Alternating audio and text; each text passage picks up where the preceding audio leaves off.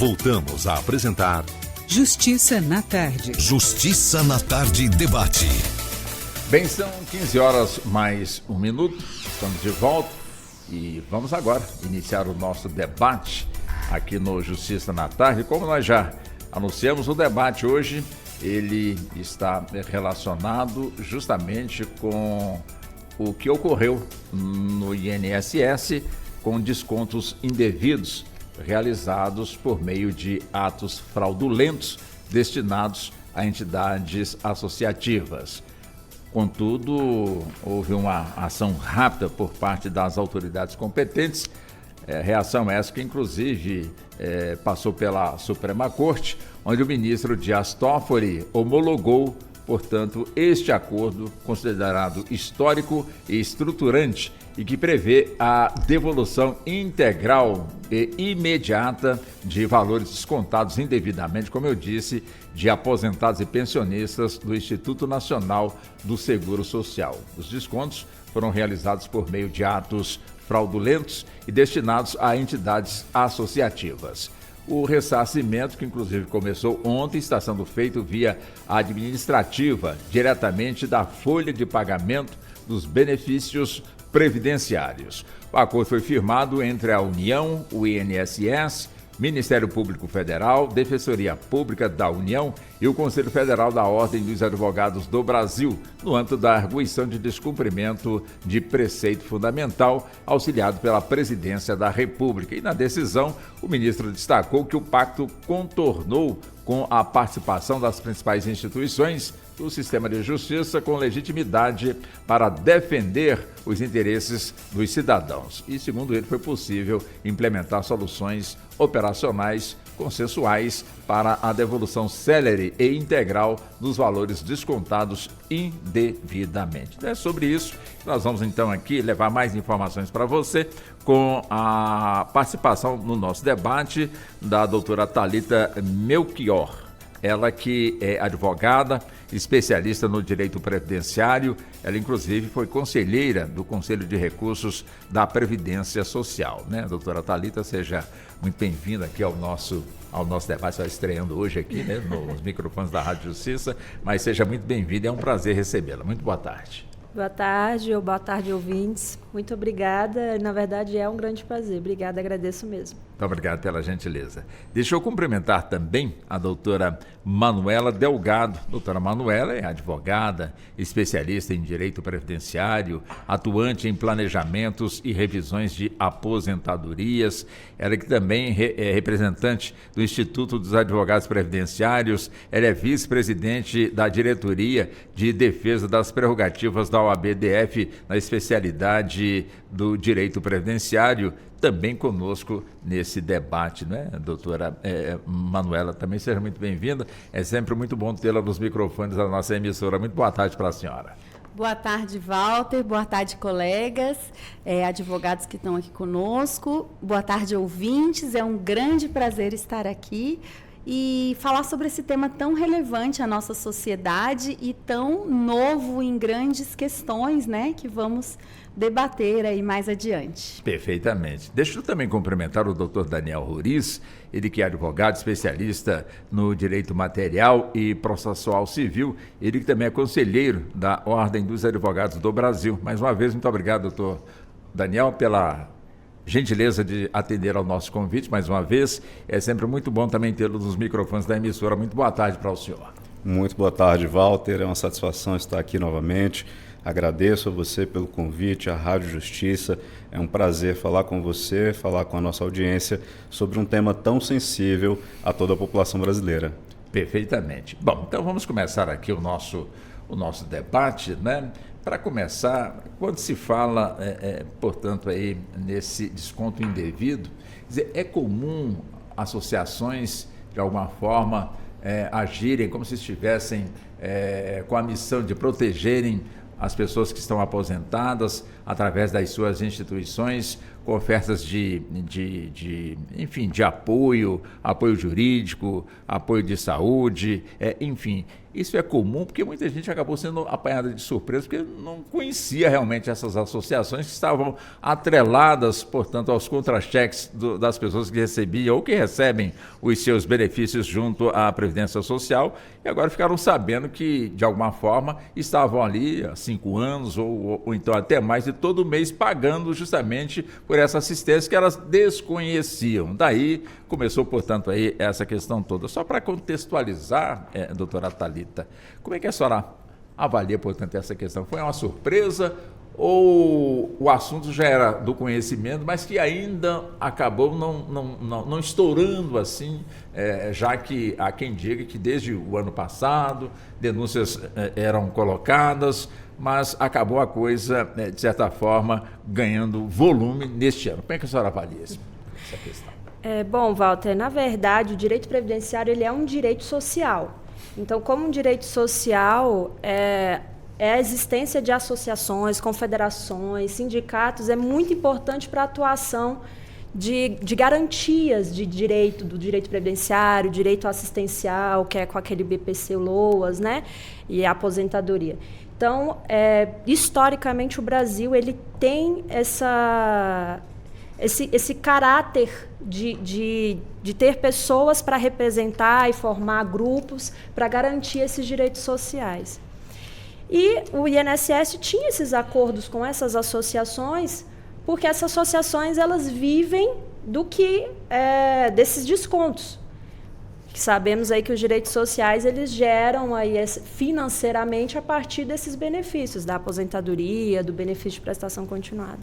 E foi uma grande surpresa, sim, saber que há associações que não se encontram em lugar nenhum, que não sabe quem é o presidente, não sabe quem que é a diretoria, ter esse acordo com o INSS de desconto desses benefícios. Porque a pessoa ela só autoriza o desconto quando ela se filia a essas associações. Ela tem que assinar um termo, ela tem que ir lá na associação, porque essas associações elas também promovem ações como um plano funerário, um desconto no plano de saúde. Então, ela precisa ir na associação e se filiar e autorizar esse desconto. Agora, essas associações desse grande golpe aí dos aposentados, percebemos que, na verdade, não houve filiação nenhuma. Ninguém foi lá, naquelas associações, assinarem os termos de consentimento e usufruir de algum benefício. Então, foi, sim, uma grande surpresa. Inclusive, assim, durante tanto tempo, né, desde 2019, acontecendo esses descontos, e é por isso que muito importante a investigação. Todos garantir, todos os princípios aí do direito do Estado Democrático de Direito para apurar mesmo essas irregularidades. Interessante essa colocação da doutora Thalita, né, doutora Manuela, porque para muita gente essas associações surgiram do nada. Mas não surgiram do nada, né? Como aqui está sendo posto. Ou seja, é importante também separar o joio do trigo, porque tem as associativas, como também aquelas que são devidamente legalizadas, como aquelas que, de alguma forma, podiam até estar legalizadas. Mas, no entanto, a forma com que chegaram no dinheiro do associado é que, eu não digo equivocado, mas redondamente, vamos colocar assim, forma criminosa, né? Vamos colocar dessa forma, né, doutora Manuela? Exatamente, de forma criminosa, Walter.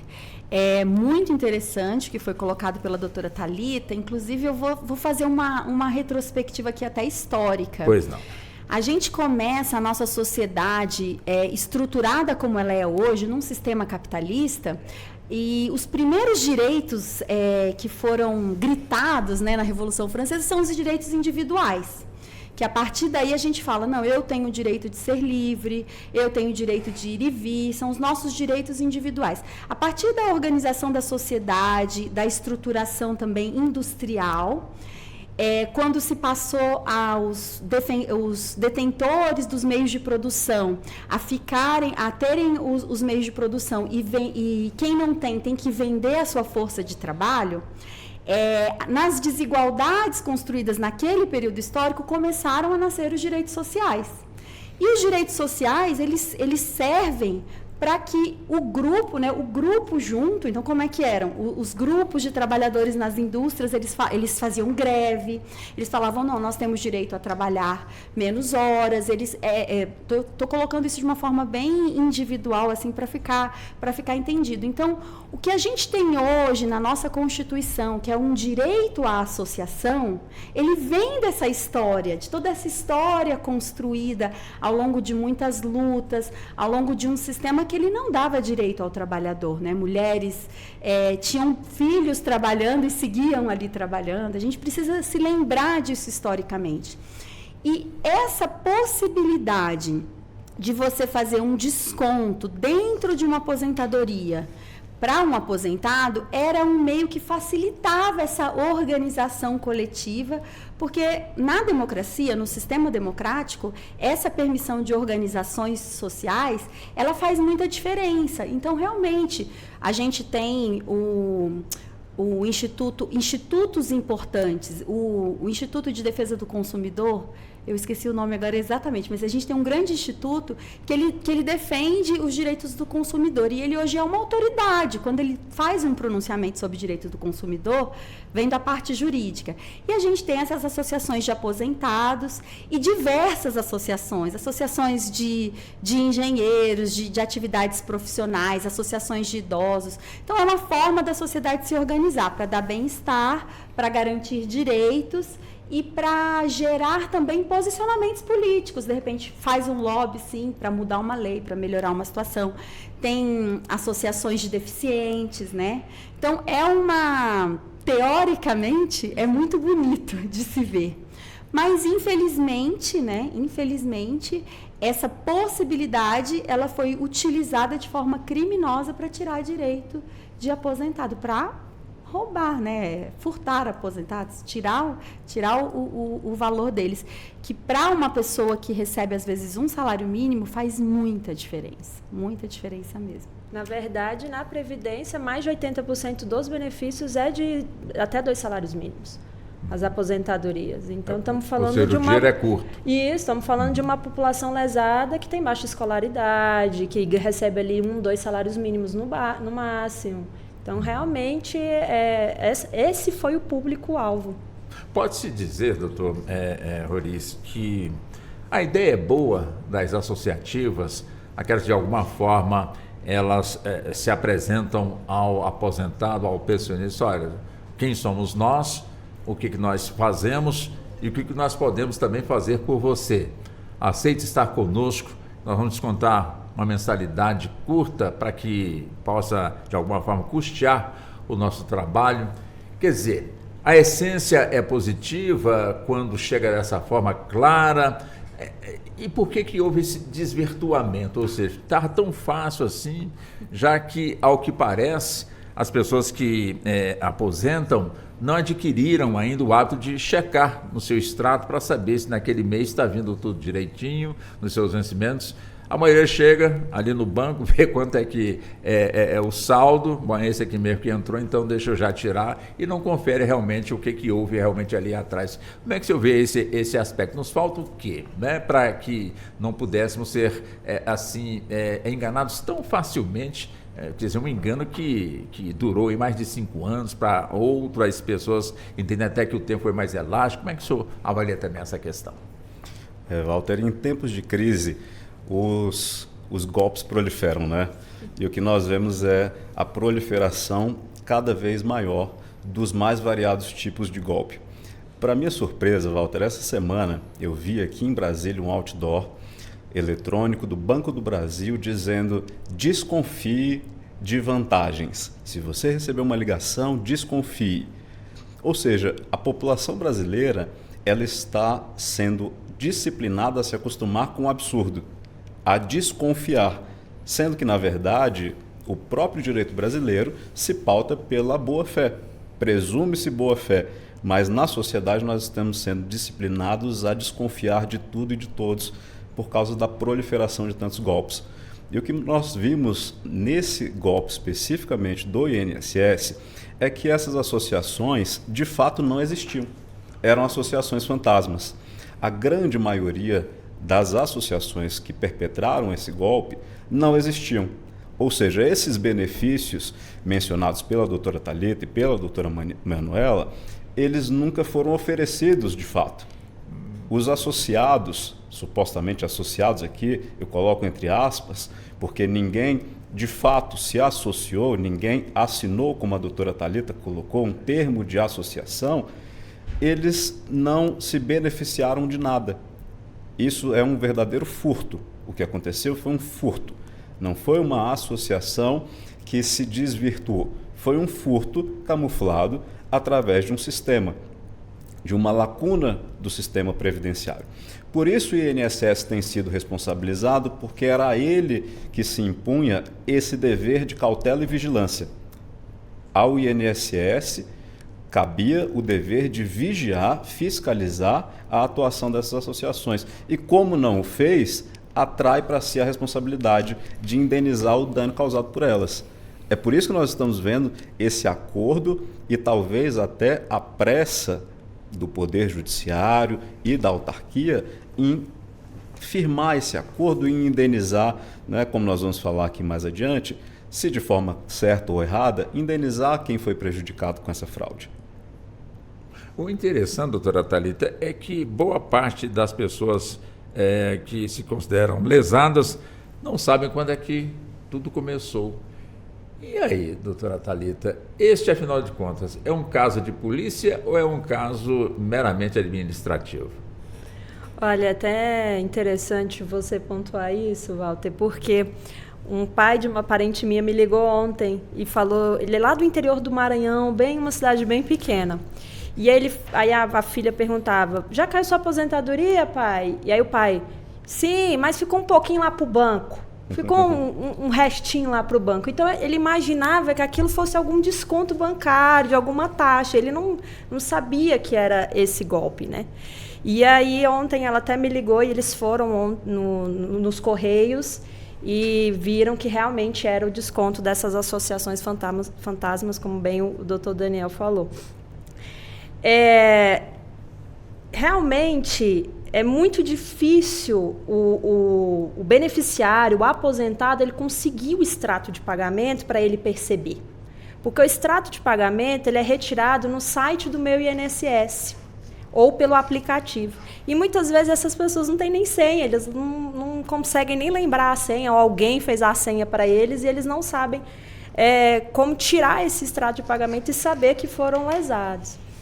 Então, realmente, é um caso que administrativamente tem que punir a quem autorizou esses descontos e quem facilitou esses descontos, e é sim um caso de polícia, como bem o doutor Daniel mencionou, eram associações fantasmas, não eram pessoas que estavam ali para ajudar o aposentado que recebe 1 ou 2 salários mínimos, para dar outros benefícios. Eram associações que só realmente queriam extorquir os aposentados.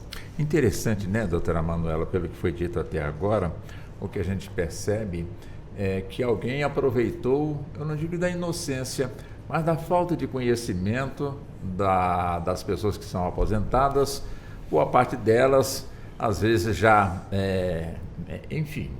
trabalhou tanto na vida, que mais ali é o sossego, e ao longo da sua vida elas nunca adquiriram, portanto, aquele ato e nunca também foi lhes informado, olha, checa, portanto, esse é o extrato para ver se está tudo certo. E muito menos o poder público facilitou para que essas pessoas pudessem, de alguma forma, terem acesso a essa informação. Ah, mas tem o meu INSS, recente, inclusive, e que o domínio são para poucos. Inclusive, tem aí a informação e a concordância da maioria das pessoas de que as pessoas idosas, de alguma forma, têm dificuldade de manipularem, portanto, essa tecnologia.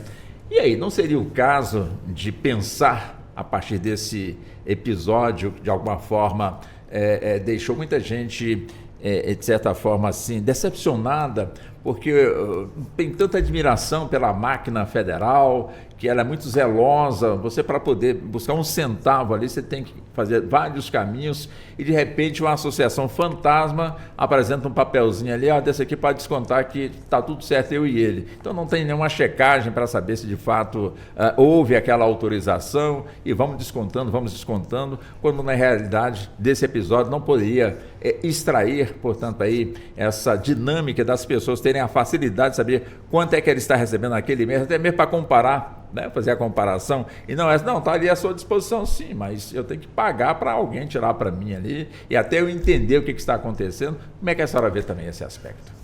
Excelente pergunta, Walter. Eu até abri aqui, eu fiz um estudo recente, e a cada 100 brasileiros, eu peguei uns dados do IBGE, aí vou detalhar isso melhor, mas a cada 100 brasileiros, somente 29 acessam serviços públicos pela internet, isso de uma maneira geral, né?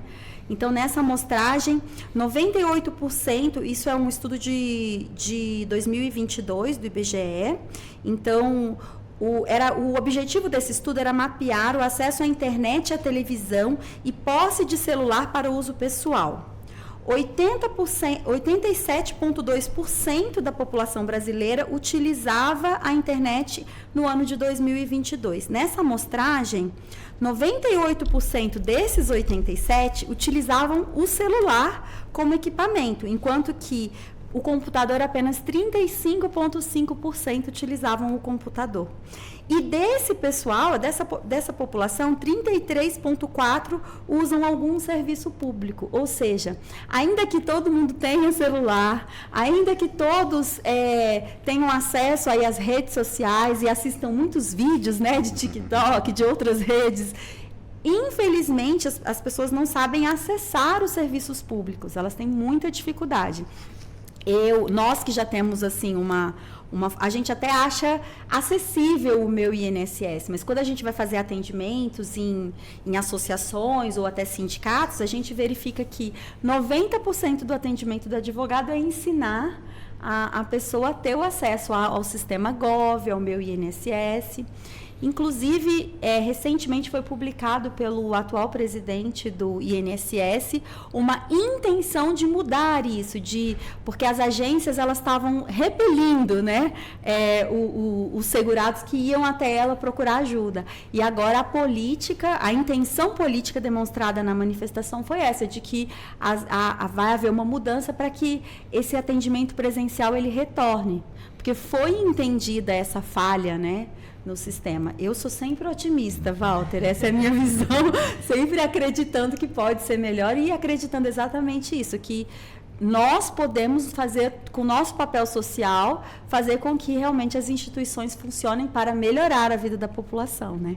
Interessante, né, doutor Daniel, que a preocupação do Estado é anualmente buscar a prova de vida de quem, de alguma forma, recebe o benefício do INSS, até mesmo para evitar falcatruas de pessoas de beneficiários que morrem e, infelizmente, tem gente que aproveita disso e continua recebendo ali valores, burlando, portanto, toda uma segurança.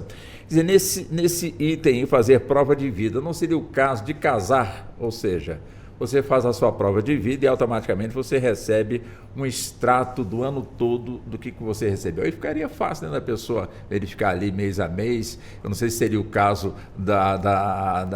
de aumentar o serviço do INSS, mas não seria uma garantia para quem de alguma forma está nesse sistema de todo ano ele vai ali verificar como é que está, portanto, as suas finanças. E se tiver alguma coisa errada, pelo menos ele está dentro daquele prazo dos 5 anos para poder requerer aí os seus direitos.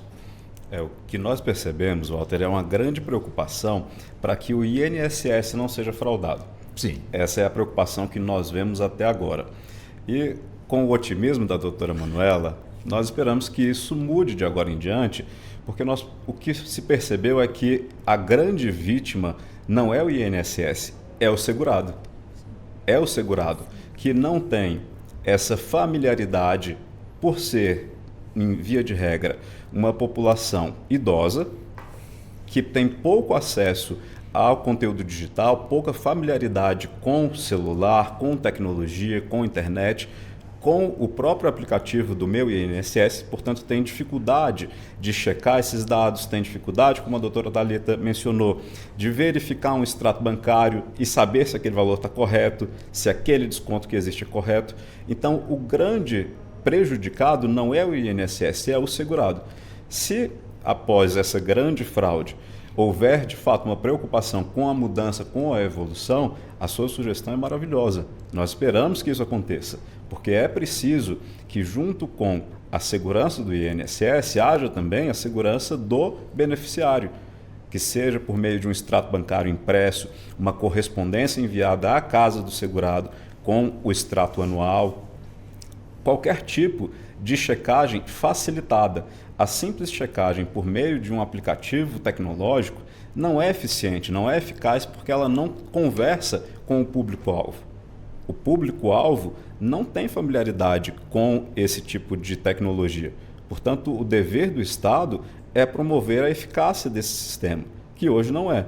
Então, nós esperamos que tenha uma mudança nesse sentido, no sentido de promover a eficiência desse serviço para as duas pontas, tanto para o INSS quanto para o segurado. Inclusive, ainda nessa ideia, não é, doutora Thalita? Quer dizer, hoje nós temos as agências dos Correios, ou seja, uma empresa importante para o desenvolvimento da nossa nação. Excelentes serviços foram prestados. Hoje se não prestam essa excelência nos serviços por conta das tecnologias que aí praticamente diminuíram bastante o poder de atuação, portanto, aí dessa instituição. Mas ela poderia retornar de alguma forma, também sendo parceira da Previdência Social, do INSS, no sentido de qualquer dúvida que o aposentado tenha, acima de tudo, com os valores. Chega ali, portanto, nos Correios, que inclusive está sendo estimulado para que o aposentado vá lá e faça adesão ou não, portanto, aí a essa nova proposta, para ter os valores retirados da sua conta para que sejam restabelecidos. Como é que a senhora avalia também esse ponto? Além dos Correios, imagino que existam, portanto, aí outras instituições que estão em cada município desse nosso país. É importante mencionar que desde 2018 está tendo uma força-tarefa do Estado para otimizar e informatizar os sistemas. Por quê? Em 2018, mais de 1/3 dos servidores do INSS se aposentaram. Então, teve uma baixa de atender a população, pessoas para atender a população. Mediante todo esse cenário, qual foi a solução? Criar tecnologia e informatizar o sistema, comunicação, pegar o CPF, consultar a Receita Federal junto, para tentar minimizar essa questão de pegar um beneficiário fraudador. Então, o caráter sempre foi do segurado como fraudador. E, para isso, fazer cruzamento de dados para pegar esse fraudador ou, enfim. Com essa baixa de servidores, o aplicativo do Meu INSS está em constante atualização para tentar facilitar. Mas, como já foi falado aqui e repisado, que a população que utiliza esse aplicativo é idosa, não tem a familiaridade com a tecnologia. Outra questão. Algumas outras autarquias estão tentando, o governo, o Estado, e não é esse governo, desde o governo passado, estão tentando ali trazer outras autarquias para auxiliar. Então, por exemplo, hoje, se você quer fazer um pedido de pensão por morte, a pessoa ali veio a óbito no hospital, você pode ir no cartório e fazer aquele pedido, aquele requerimento ali no cartório, ali no hospital. Então, cartórios, o Correio está ajudando nessa parceria de entrar com o requerimento, mas percebemos que muitas vezes a pessoa que está ali no cartório, nos Correios, ela não tem especialização. Ela não sabe como analisar o documento. Não sabe, olha, é esse documento aqui que você tem que me trazer. E muitas vezes os indeferimentos, as negativas dos benefícios, é por falta de documento. porque a pessoa não sabe o que levar e quem está ali também não sabe pedir. Infelizmente, é isso. O servidor também do INSS atual, ele está abarrotado de processo, porque tem muito processo, tem mais de 1 milhão de processos para analisar e não tem quem analise tudo isso. É desumano mesmo. Então, a gente está aqui batendo muito no INSS, mas os servidores que estão ali no balcão, eu fui professora do último curso de formação dos aprovados do concurso do INSS, e eles falam, professora, é desumano, aqui a gente tem que analisar 100 processos por dia. É complicado. Então, o indeferimento sumário ele está, infelizmente, causando muita judicialização. O judiciário também está abarrotado de processos previdenciários, porque o INSS não está dando conta desse tanto de requerimento, de analisar documentos. Essas parcerias com o Correio, com o cartório, com outras autarquias ou institutos, é válido, sim, mas eu acho que tem que ter um treinamento. Tem que ter ali uma pessoa, um servidor experiente para fiscalizar, ou alguma ajuda de quem é do direito previdenciário, parceria com o privado também. Tem vários institutos, como a doutora Manuela mencionou, vários institutos respeitados que pode também prestar esse auxílio, a OAB. Então, é importante, sim, essas parcerias, porque realmente o INSS ele está abarrotado de processo. Interessante, né, doutora Manuela, que na área onde há, portanto, aquele servidor que fiscaliza e, de certa forma, com o seu trabalho, ele evita evasão de divisas, evita também fraudes, está sempre ali autuando, portanto, pessoas de alguma maneira tenta burlar a receita ou alguma coisa nesse sentido. Tem gente ali à vontade, né, para trabalhar. Agora, interessante que com o INSS, há anos que eu ouço sempre essa frase, né, que o INSS está sem ninguém, o efetivo é pequeno, tem muita gente aposentando, mas e os concursos?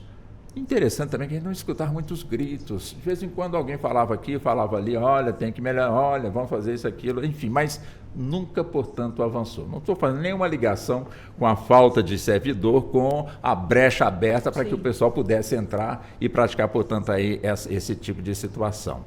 E outro ponto também que a doutora Thalita também pontuou, que, enfim, um ponto importante também para ser debatido, é justamente a qualificação dos servidores. Muitos deles podem até ter boa vontade, mas a maioria é deslocado de um órgão, vai para lá, bota no balcão, senta, não que esteja criticando, mas dentro do seu conhecimento, boa parte do pessoal que vai lá para resolver um problema sai com 10 problemas que não são, portanto, resolvidos. Inclusive advogados, né, que são especialistas na área e que não conseguem também destrinchar ali o assunto porque a pessoa que ele está atendendo não tem a qualificação, portanto, ideal. Ou seja, ao que tudo indica, vão levar um bom tempo para que possamos ter essa empresa na excelência do seu funcionamento, mas a gente tem que acreditar de que o esforço está acontecendo, né, doutora Manuela? É verdade, muito bom o que foi colocado, doutora Thalita também, e nós temos um outro agravante que é como a gente sistematizou, né, o INSS sistematizou os seus serviços e para quem tem conhecimento, a ferramenta ela é funcional, mas nós temos um problema muito grave também, que é a inoperância do sistema. Nós temos, assim, nós advogados que entramos, né, doutora Thalita? Ela está aqui concordando comigo. Nós que entramos no sistema diversas vezes, não existe um dia em que a gente não vá tentar e o sistema não vai estar funcionando. Sempre a gente tem falhas no sistema ao longo do dia. E o que eu vejo isso? Nós, inclusive como representantes da OAB, já fomos ter diálogos com o INSS, e o INSS ele sempre coloca essa falta de servidores nas suas dificuldades, e realmente é visível a falta de servidores. Hoje a gente vê que eles têm uma estrutura física e vazia, salas grandes com 2, 3 servidores, então realmente há essa falta, é notável. Eu, particularmente, conheço servidores muito aguerridos, muito dedicados, os que a gente consegue ter contato, eles realmente tentam fazer a sua diferença. Tem, né? Todo lugar tem todo tipo de servidor, mas é enxugar gelo mesmo, é uma situação bem complexa.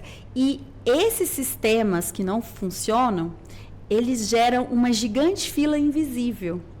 Eu me vejo muito tempo nas filas e fico aí pensando, se todos os advogados previdenciaristas, né, nós somos muito amigos, é uma classe muito unida, se a gente estivesse hoje todos numa agência do INSS em fila, essa fila seria enorme, porque nós estamos ali nos nossos escritórios em fila e os sistemas não estão funcionando, então tem isso. E um outro ponto que eu queria colocar, Walter, e aí eu vou puxar um pouco a sardinha para o nosso lado, mas um advogado especialista, ele vai fazer essa intermediação para o servidor, ele vai diminuir esse tempo. E aí a gente já tem uma outra questão, que é a análise, que talvez possa ter uma falha. Mas na medida que você entrega toda a documentação e a análise pelo INSS é falha, o processo na justiça ele flui facilmente. O advogado ele não tem muito trabalho quando ele faz um bom processo administrativo. Então, preciso recomendar que esse é um ponto que eu entendo que a OAB ela tem que buscar esse espaço, que não é fácil, mas na minha visão, quem pode ser procurador dentro do INSS, na minha visão, deveria ser somente o advogado. O que a gente tem de contador, não contra a classe, nada, mas é uma visão do direito que você tem que ter, que não é só recolher. Muitos recolhimentos são feitos indevidamente, a pessoa perde todo o dinheiro e perde o direito à aposentadoria. Então, ter um especialista por trás do balcão, né, que foi o que a doutora colocou, e aí eu defendo, né, aquela história da gente defender a nossa classe, um advogado especialista, faz toda a diferença para que o sistema funcione de uma maneira mais fácil. Porque nós temos um déficit educacional que não vai ser resolvido rapidamente, um déficit de sistema. Então, se a gente consegue pedir corretamente, a gente diminui aí essa quantidade de falhas. É uma visão otimista, como sempre, né?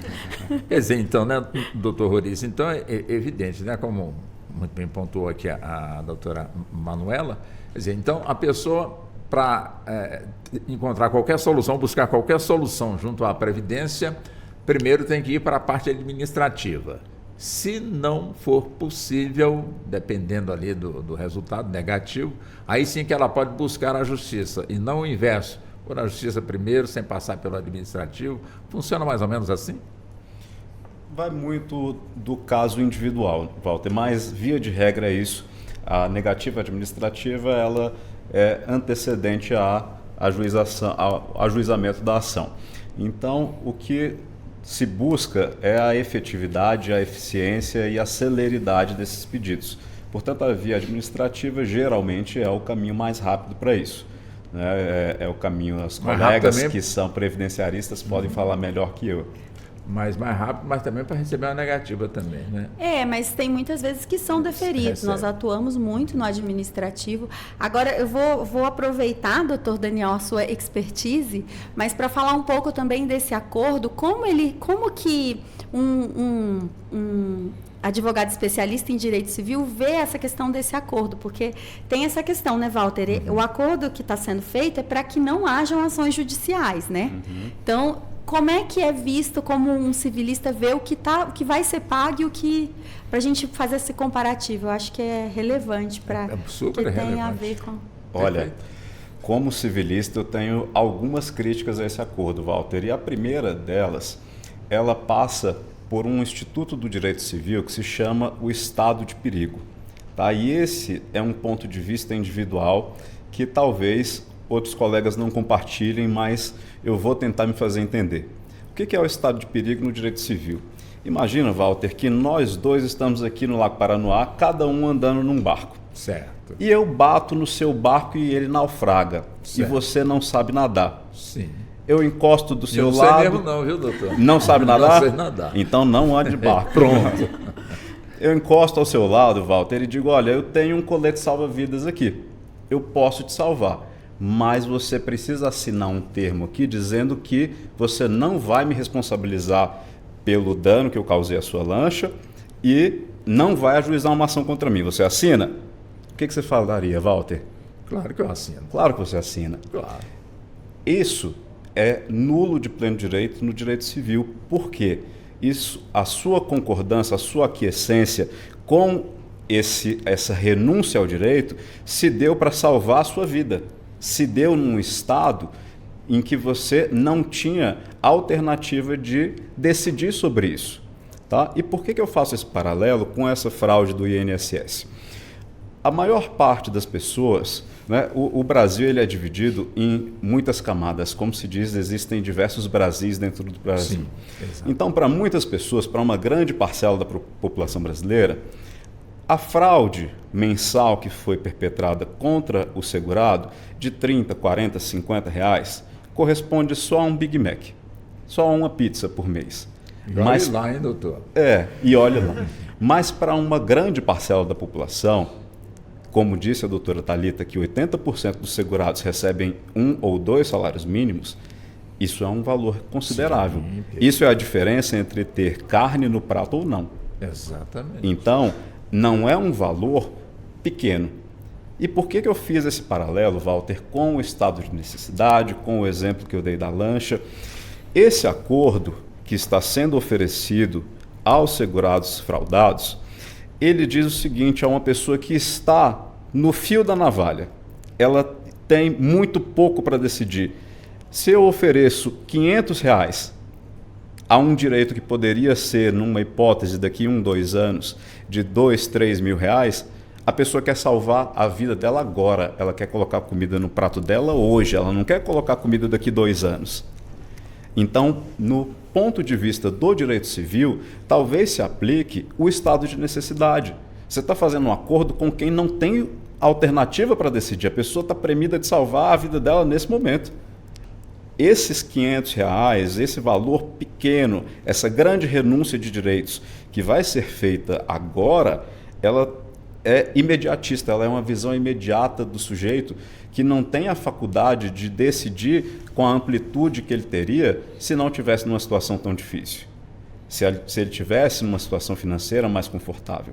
Então eu vejo que pode existir aí, e isso é uma possibilidade, e o direito ele é florido de possibilidades, por isso que o nosso judiciário é composto de várias instâncias e de vários julgadores, porque cada um tem um ponto de vista sobre o mesmo fato.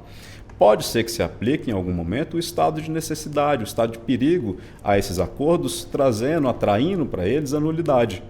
Porque essas pessoas não tinham a plena capacidade de decidir no momento que assinaram esses acordos.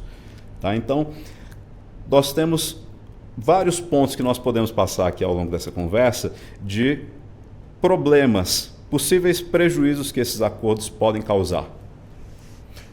Quer dizer, esse é o ponto, né, realmente, do debate, doutora Manuela, doutor Daniel, também doutora Thalita. E aí, doutora Thalita? Ou seja, como muito bem pontuou o doutor Daniel, levantado pela doutora Manuela, ou seja, assina um acordo, porque a gente tem escutado, tipo assim, é melhor você assinar esse acordo, porque senão vai demorar muito, e vai que você, né, precise pagar para o advogado, né, e de repente você perde, enfim, colocam algumas situações, de alguma forma amedronta quem tem que tomar, portanto, uma decisão. E, sinceramente, eu não acho isso correto, né? Mas como é que a senhora avalia justamente esse ponto, ou seja, esse fato, né, de abreviar, encurtar o tempo para a pessoa receber, já que o tempo da justiça é outro tempo, né, um tempo mais elástico, essa coisa toda. E aí, doutor, uma pessoa que está ali naquela dúvida, assina, não assina, assina, não assina. Não que eu vou pedir para a senhora para aconselhar essa pessoa, mas como é que a senhora avalia esse ponto de vista levantado pelo doutor Daniel, provocado pela doutora Manuela? Eu vi que todo mundo provocou e eu que tenho que trazer solução aqui. Olha, vou falar como eu falo com os meus clientes. Sim. Cada um sabe onde o cinto aperta. Cada um com o seu cada um sabe como que funciona ali o seu dia a dia, a sua rotina. E como o doutor Daniel mencionou, são pessoas que realmente ali, aqueles R$50 Sim. fazem total diferença. Eu acredito o seguinte, que hoje a pessoa até pode assinar esse acordo, sim, e trazer esses retroativos que foram descontados, eles vão ser atualizados pelo índice do IPCA, não vai gerar dano moral nenhum, porque esse acordo ele não traz essa possibilidade de você ingressar com um pedido de dano moral ou receber mais esse... Mas por que, senhora? Acho que não gera realmente o dano moral. Não, é porque nesse acordo você não pode judicializar. E o dano moral, ele só vem se você judicializar. Ah, entendi. Mas eu não posso judicializar, eu buscando ali indenização por dano moral. O senhor pode entrar com uma ação judicial pedindo a devolução desses valores e pedindo o dano moral. Agora, nesse acordo que a pessoa só pode fazer até 14 de novembro, sim, ela não vai poder ingressar na justiça depois.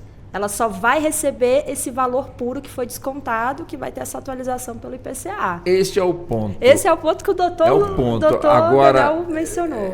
Enfim, os senhores que entendem, portanto, a lei, está bem amarrado esse assunto, ou seja, você assinou aqui o acordo, então vai chorar para lá, que não cabe mais. Quer dizer, e vocês têm a capacidade de encontrarem, portanto, ali brechas e ingressarem. E se esse assunto furar, portanto, essa brecha, chegar na justiça? Quer dizer, o Supremo homologou, portanto, aí o acordo, ou seja, não tem mais para onde recorrer, né? Mas e aí, doutora Thalita? Se tratando de um direito social que foi furtado, e há sim a possibilidade de uma tese de furar esse acordo. É possível, sim, uma tese, mas entenda que essa tese de você poder judicializar e questionar isso vai levar um tempo, porque praticamente é um acordo que vai gerar um dano coletivo. Que esse acordo de você não pedir uma devolução moral, alguma coisa assim, é um acordo coletivo que vai gerar também um dano coletivo de não poder pedir esse dano moral. Então, é uma tese que pode ser criada, e aí a gente, como advogado aqui, a gente que tem esse poder de representar também e de instigar o judiciário, eu acredito que é possível sim. Mas o doutor Daniel aqui, como civilista, ele quem vai poder detalhar como que ao longo desses anos vai surgir esses reflexos, né? Dessa judicialização. Já a gente chega no doutor Daniel de novo. Deixa eu voltar com a doutora Daniela. E aí, doutora Manuela, como é que fica aí, portanto, aí essa situação até agora, portanto, aí é levantada, né? Um assunto interessante esse aí que está sendo abordado. Extremamente interessante. Inclusive, né, o doutor Daniel deu uma dica, né, de como essa tese pode acontecer, porque é o que ele coloca. O exemplo foi brilhante, viu, doutor Daniel? A metáfora do barco foi brilhante. Eu não sabia nadar. Eu gostei da metáfora. É exatamente isso que está acontecendo. E, Walter, o que acontece? A doutora Thalita colocou muito bem. Hoje eu tenho algumas opções. Se eu aceito o acordo e depois eu judicializo, eu aceito o acordo, eu recebo, eu vou entrar na justiça, assim, posso estar vou fazer uma estimativa pessoal, tá? Pois é. Na primeira instância vai perder. Nos tribunais vai perder. Por que os tribunais falam? Eu devo obediência ao que foi decidido lá. Sim. E um acordo, né, vai perder. E aí a gente teria que discutir isso no STJ e no STF, com grandes chances de perder, pelo histórico do que a gente conhece. Agora, que é uma tese necessária e que nós, como advogados, eu entendo que nós deveríamos ousar e fazer isso, eu acho que nós deveríamos.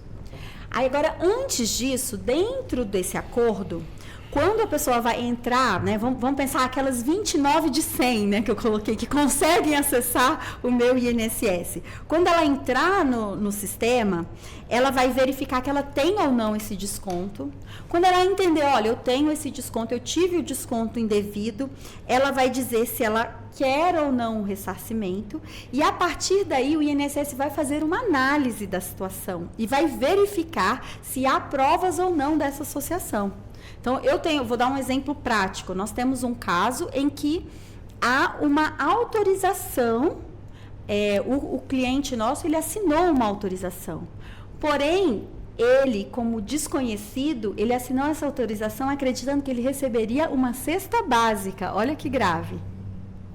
Então, neste caso, ele não tem um ressarcimento. Então, esse é um caso que necessariamente nós vamos ter que judicializar, porque ele foi enganado. Então tem um caso mais grave ainda, tem um aspecto... Dentro do grave tem mais grave. Dentro do ruim tem um pouquinho pior. E esse é o tipo de atenção que nós temos que ter dentro desse contexto. Então, realmente, a partir da conversa agora, o meu diálogo com os meus clientes seria realmente para, se possível, né, se não estiver, não fazer o acordo e tentar judicializar, porque isso fortaleceria aí uma jurisprudência para a gente tentar mudar a situação. Porém, se ele fizer, realmente é possível tentar essa tese. Que vai ganhar é outra coisa, tá? A questão, nós advogados, nós vamos levar essa tese. Agora, os últimos posicionamentos que a gente tem sentido é que a balança financeira, né, que a gente tem um princípio que foi colocado dentro da Constituição recentemente, perto da história da Constituição, que é o equilíbrio atuarial, dentro do direito previdenciário. Então, o INSS tem que garantir o equilíbrio atuarial. Os regimes próprios têm que garantir o equilíbrio atuarial. Os regimes de previdência complementar têm que garantir o equilíbrio atuarial. A conta tem que fechar. Esse direito, esse princípio, ele tem se sobreposto ao princípio dos direitos fundamentais. Você concorda, Walter, que se alguém vem e arranca um dinheiro de você sem você tomar conhecimento, se eu faço isso com você fisicamente... Sim. É assalto. Olha as consequências que eu vou ter, né? Jurídicas. Sim. E a coisa está sendo deturpada mesmo. Aí, doutor Daniel, quer dizer, claro, né, que se fala muito na sobrevida, na sobrevivência do INSS. E esse é o tipo de ação, se todos entrarem, imagina aí mais de 3 milhões de ações de pessoas que de alguma forma se sentiram, portanto, aí lesadas. Há quem questione o futuro do INSS com um desfalque que teria que suportar diante dessa situação. Mas, por outro lado, o pessoal está sendo chamado para este acordo, assina um acordo, recebe ali, e aquele dinheiro que o INSS, quer dizer, que a pessoa está recebendo, no futuro rápido, alguém que deu aquele golpe vai ser cobrado para repor, portanto, ali aquele valor, né? Ou seja, mas e se não achar, portanto, aquela instituição que até então passou anos aí recebendo mensalmente ali aquele valor, desapareceu, essa coisa toda. Não fica mais, comprometida a situação de quem autorizou essas empresas fantasmas chegarem ali, sem nenhum documento, né, da sua existência, que provasse, portanto, a sua existência, alguma coisa nesse sentido? Olha, Walter, enquanto a doutora Manuela falava, eu estava lembrando que o direito brasileiro, ele se divide por um princípio criado por um jurista brasileiro, inclusive chamado Miguel Reale, que ele criou a teoria tridimensional do direito. O que é a teoria tridimensional do direito? O direito, ele, por certo modo, é um fato e a lei. É o cara crachá. Aconteceu um fato, está previsto na lei, aquilo é punível ou não. A teoria tridimensional do direito acrescenta mais um elemento a esses dois, que é o valor. Portanto, aconteceu um fato, a fraude ao INSS, a fraude ao segurado. Subtraíram um valor do segurado. Isso é punível pela lei. Mas tem um outro elo dessa corrente, que é o valor. Se você indenizar todo mundo da forma como se deve indenizar, talvez o INSS quebre e ninguém consiga se aposentar mais. Então, o que eu vejo na DPF, que foi julgada aqui no STF, se pautou muito por esse princípio, o da preservação da própria autarquia. A DPF número 1236, julgada aqui no STF, em que se consignou, em que foi realizado esse acordo para esse ressarcimento, ela se pautou muito nisso, que hoje existem ativos no judiciário brasileiro cerca de 58 mil processos previdenciários. Caso nós passássemos a judicializar todas as ações por meio dessa fraude, esse número talvez alcançasse 9 milhões. Então nós condenaríamos o judiciário à falência e o INSS. Então, para manter as duas instituições de pé, eu acredito que o dano moral foi flexibilizado, a atualização correta foi flexibilizada, a repetição do indébito, que é um outro ponto que nós vamos falar mais adiante, foi flexibilizada.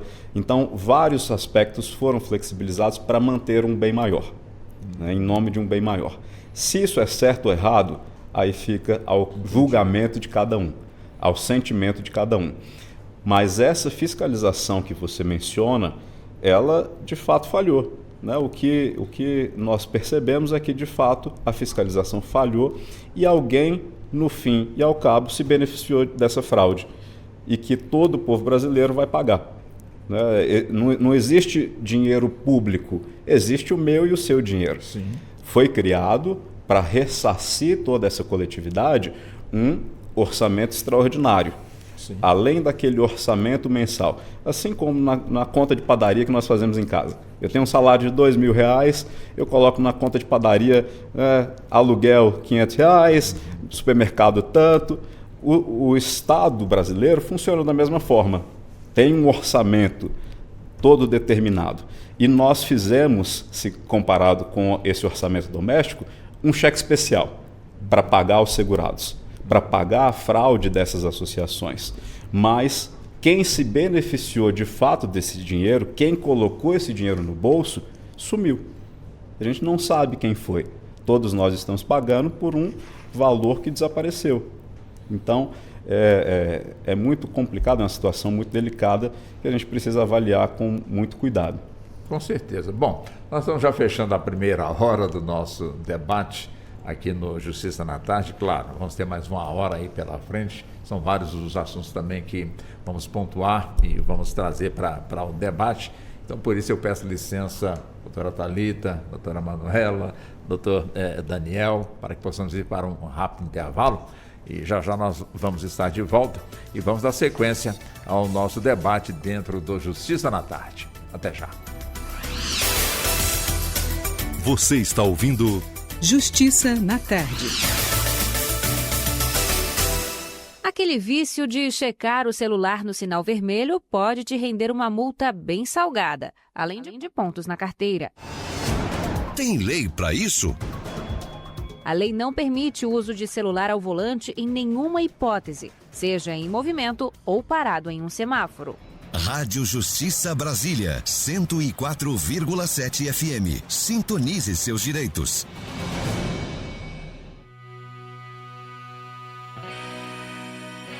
Toda sexta-feira, a partir das 8 horas da noite, você tem um encontro marcado aqui na Rádio Justiça com o melhor do rock and roll.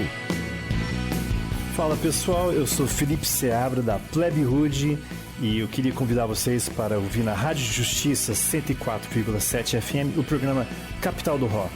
Um passeio pelas influências nacionais e internacionais que ajudaram a inspirar o rock de Brasília a se tornar um alicerce fundamental do rock brasileiro. Capital do Rock, sexta-feira às 8 horas da noite e reprise sábado e domingo no mesmo horário. Rádio Justiça, 104,7 FM. Sintonize a boa música. Sintonize seus direitos.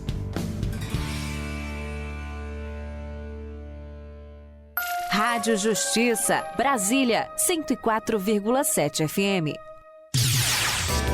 Uma nova forma de comunicação do Supremo Tribunal Federal com o cidadão está no ar. É o canal oficial do STF no WhatsApp. A ferramenta funciona como um serviço de transmissão das informações da Corte.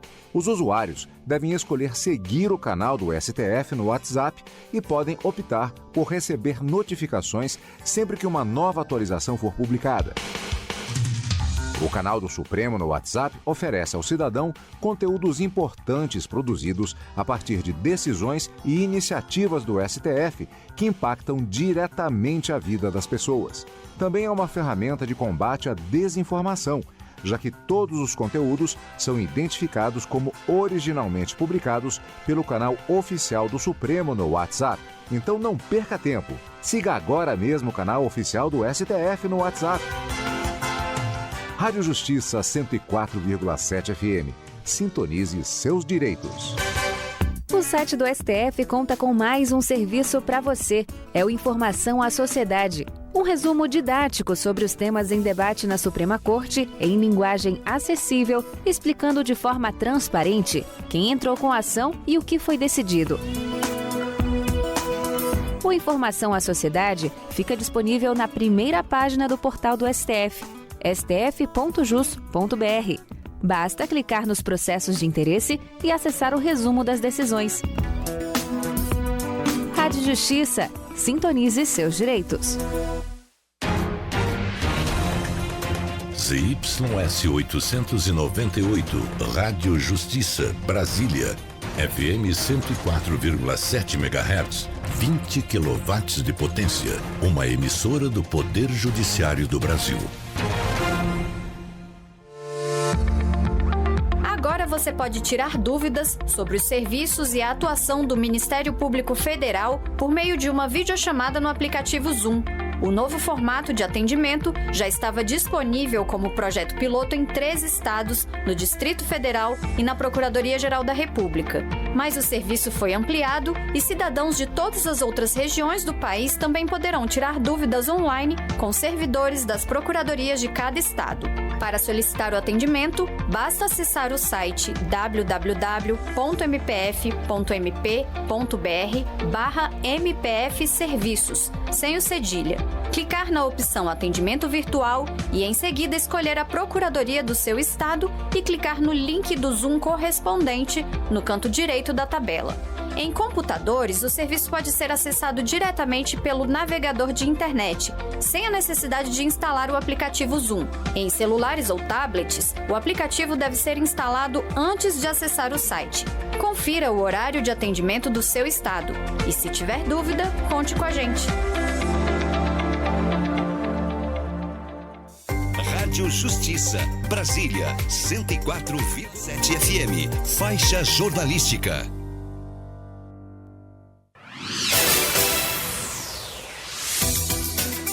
Voltamos a apresentar Justiça na Tarde. Justiça na Tarde Debate. Ok, vamos nós. Já voltando e entrando na segunda hora do nosso debate. São 16 horas mais 2 minutos. Hoje o assunto que nós estamos abordando e debatendo aqui com nossas convidadas, como também com o nosso convidado, está relacionado, portanto, com essa fraude junto ao INSS, cujas vítimas foram, portanto, os beneficiários dessa instituição.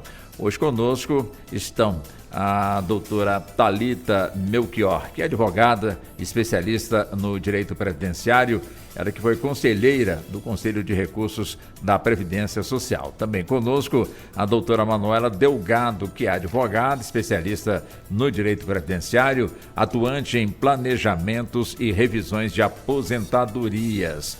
Também conosco, a doutora Manuela também representa o Instituto dos Advogados Previdenciários e é vice-presidente da Diretoria de Defesa das Prerrogativas da OAB da Capital Federal na especialidade do Direito Previdenciário. E também conosco o doutor Daniel Roriz, ele que é advogado especialista no Direito Material e Processual Civil, também conselheiro da OAB da nossa Capital Federal. Volto com a senhora, doutora Thalita, né? Volto, portanto, com a doutora Thalita. Doutora Thalita, é evidente que tivemos casos em que as pessoas, enfim, que recebem seus benefícios junto ao INSS, perceberam que alguma coisa estava errada e entraram com a ação, portanto, aí na Justiça. Agora, com essa decisão tomada, portanto, aí pelas instituições. Como é que ficam, portanto, essas ações? Elas continuam avançando no seu trâmite normal ou, diante dessa situação, se fica naquela dependência? Se a parte assina, pega, portanto, aí aceita, portanto, o acordo. Se não assina, não tem, portanto, um acordo, a ação prossegue. Como é que funciona essa questão? Essas questões de descontos indevidos já tem um tempo, tanto que a Corregedoria já vem anunciando isso há já um tempo dentro do Estado. E algumas pessoas que perceberam entraram com essas ações judiciais, contrataram advogados e entraram com essas ações judiciais. Essas ações judiciais geralmente são de pequeno valor, porque os descontos foram pequenos ao longo dos anos, que não chega ali a nem 2 salários mínimos, 3 salários mínimos. E pedem também o dano moral. Então, são ações de pequeno valor. Geralmente, são ações judiciais de pequeno valor. Depois dessa força-tarefa das instituições em promoverem esse acordo, eles dataram até 14 de novembro. Olha, se você quer receber o seu valor, você tem até 14 de novembro para aderir a esse acordo. E aquelas pessoas que já estavam com a ação judicial, o processo vai correr normalmente, porque não existia essa possibilidade de aderir ao acordo. E aquelas pessoas que não aderiram ao acordo e querem procurar a justiça para serem ressarcidas, também vai levar um tempo até o judiciário entender como vão ser as indenizações, inclusive de dano moral. Então, quem estava antes do acordo continua normalmente na justiça. Agora, quem, a partir da existência desse acordo e não aderir ao acordo e quiser entrar com a ação judicial, aí tem que procurar um advogado, vão ser cobrados os honorários e pode ser que a justiça entenda que tenha que ser ressarcido só o valor puro e o dano moral às vezes nem é tão alto assim. O judiciário, tem aquele jargão, né? Cada juiz uma sentença. Então, vai depender muito de como é o TJ, de como é o Tribunal de Justiça da sua comarca, porque pode ser um processo que demore bastante. Então, basicamente, é esse o cenário. Quando a senhora fala comarca, o caso, então, passa para a Justiça Estadual e não para a Justiça Federal? Alguns advogados têm ingressado contra as associações. Isso na Justiça? Na Justiça Estadual. Distrital. Isso. Tem ingressado contra as associações. Também há já ações que a União faz parte ali, como parte, faz parte do processo. Aí é Justiça Federal. Então, vai depender muito como o advogado vai atuar dentro do seu processo. E é preciso, que a pessoa ali explique e também tome cuidado com os advogados que querem usufruir desse golpe, né? Como assim, doutora?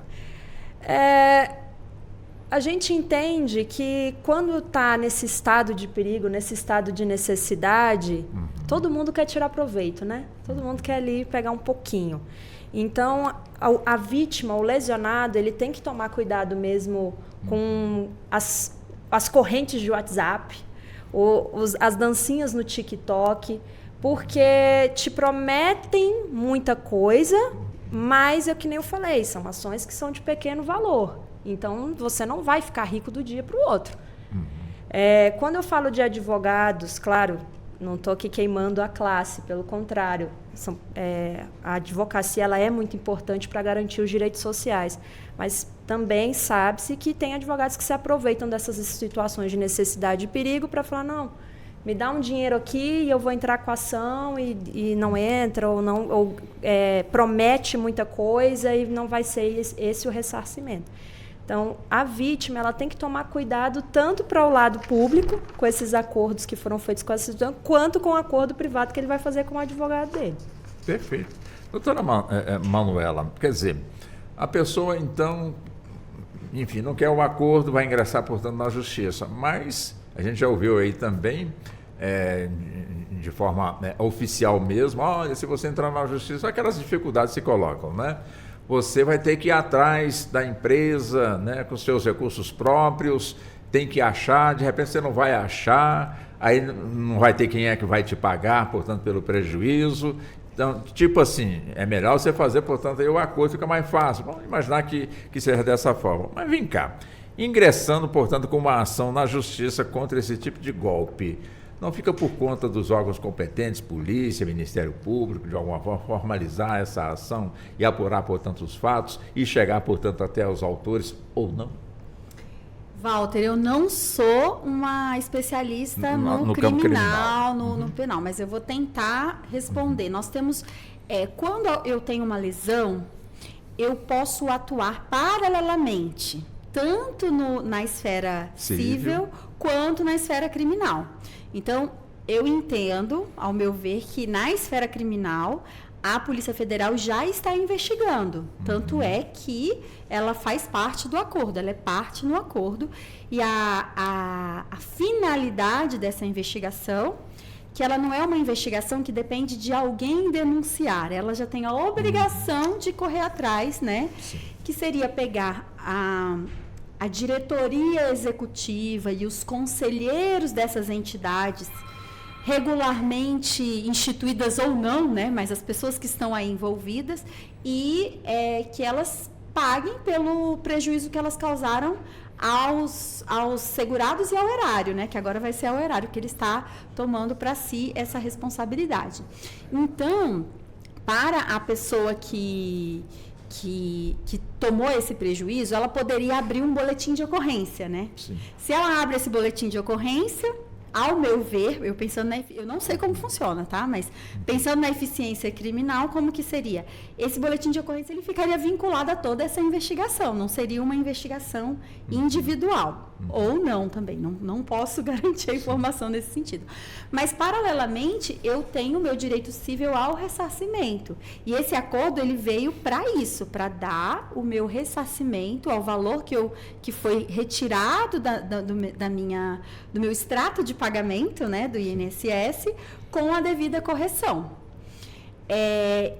Eu tenho o direito de ingressar com a ação, né?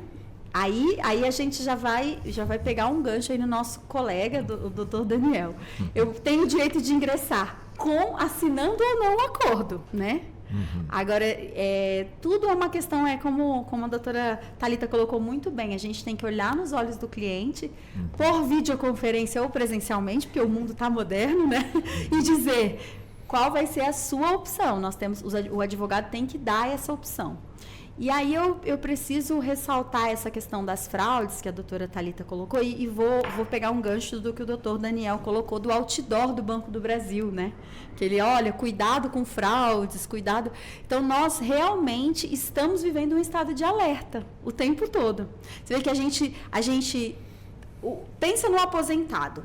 Ele levou um golpe, ele perdeu o dinheiro e ele precisa ficar atento em quem ele vai confiar para reaver esse dinheiro, e ele não está preparado para fazer a leitura e fazer a interpretação.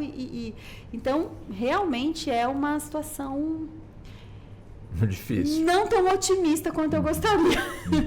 Que eu entendo que o advogado de confiança é a pessoa com quem você tem que se apoiar neste momento. Mas, novamente, puxando aí a sardinha, mas é o advogado que ele tem que fazer esse papel social de colaborar, né, com o cidadão em geral. É isso. Doutor Daniel, então, ainda nesse mesmo assunto, né? Ou seja, o objetivo é justamente orientar bem aí o aposentado, não que seja, portanto, uma ousadia nossa, mas pelo contrário, a gente que está trabalhando para o bem, né, das pessoas, no sentido de levar elas, portanto, à orientação. De repente, muitas ficam naquela, é melhor você esperar entrar na justiça que vem uma coisa maior para você do que você entrar agora, só vai vir aqueles centavos ali corrigidos. Será que a gente fala aí na casa de, enfim, já que, como foi dito aqui, né, os valores recebidos pela maioria dos aposentados pensionistas, no máximo 2 salários mínimos, então imagina aqui, né, 30 reais que descontava por mês, ou 20 reais que descontava por mês, soma tudo durante o ano, dá quanto, multiplica por mais, né, pela inflação, alguma coisa assim, enfim. Como é que a pessoa deve, de certa forma, tomar uma decisão? Ouvindo justamente especialistas, conversando, portanto, com quem de alguma forma possa lhe passar, portanto, a orientação correta, porque a solução está aí. Tem até o mês de dezembro, aliás, de novembro, para aderir, portanto, aí a essa decisão. Caso contrário, vai ter que correr por meios próprios. E aí, doutor Daniel? Olha, Walter, o nosso papel aqui, eu vejo que é uma grande oportunidade de trazer uma informação valiosa para quem nos ouve, no sentido de separar exatamente, deixar claro quais são as vantagens e desvantagens de aceitar e de não aceitar o acordo. Isso. Então vamos lá. Qual é a vantagem de aceitar o acordo? Aceitando o acordo, você recebe imediatamente o valor que foi descontado, exatamente o que foi descontado, acrescido somente da atualização monetária. Isso. Tá? Então, essa é a vantagem, você recebe já.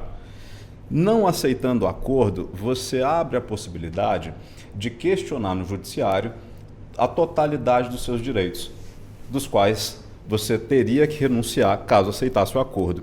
Então, a totalidade desses direitos, ela passa, Walter, pelo direito do consumidor, porque essas associações, elas prestavam um serviço, a relação da associação que existia ou não, que era só uma fantasia ou uma associação de fato, ela prestava ou deveria prestar uma relação de consumo com o segurado. Portanto, a legislação aplicável a esse caso é o Código de Defesa do Consumidor.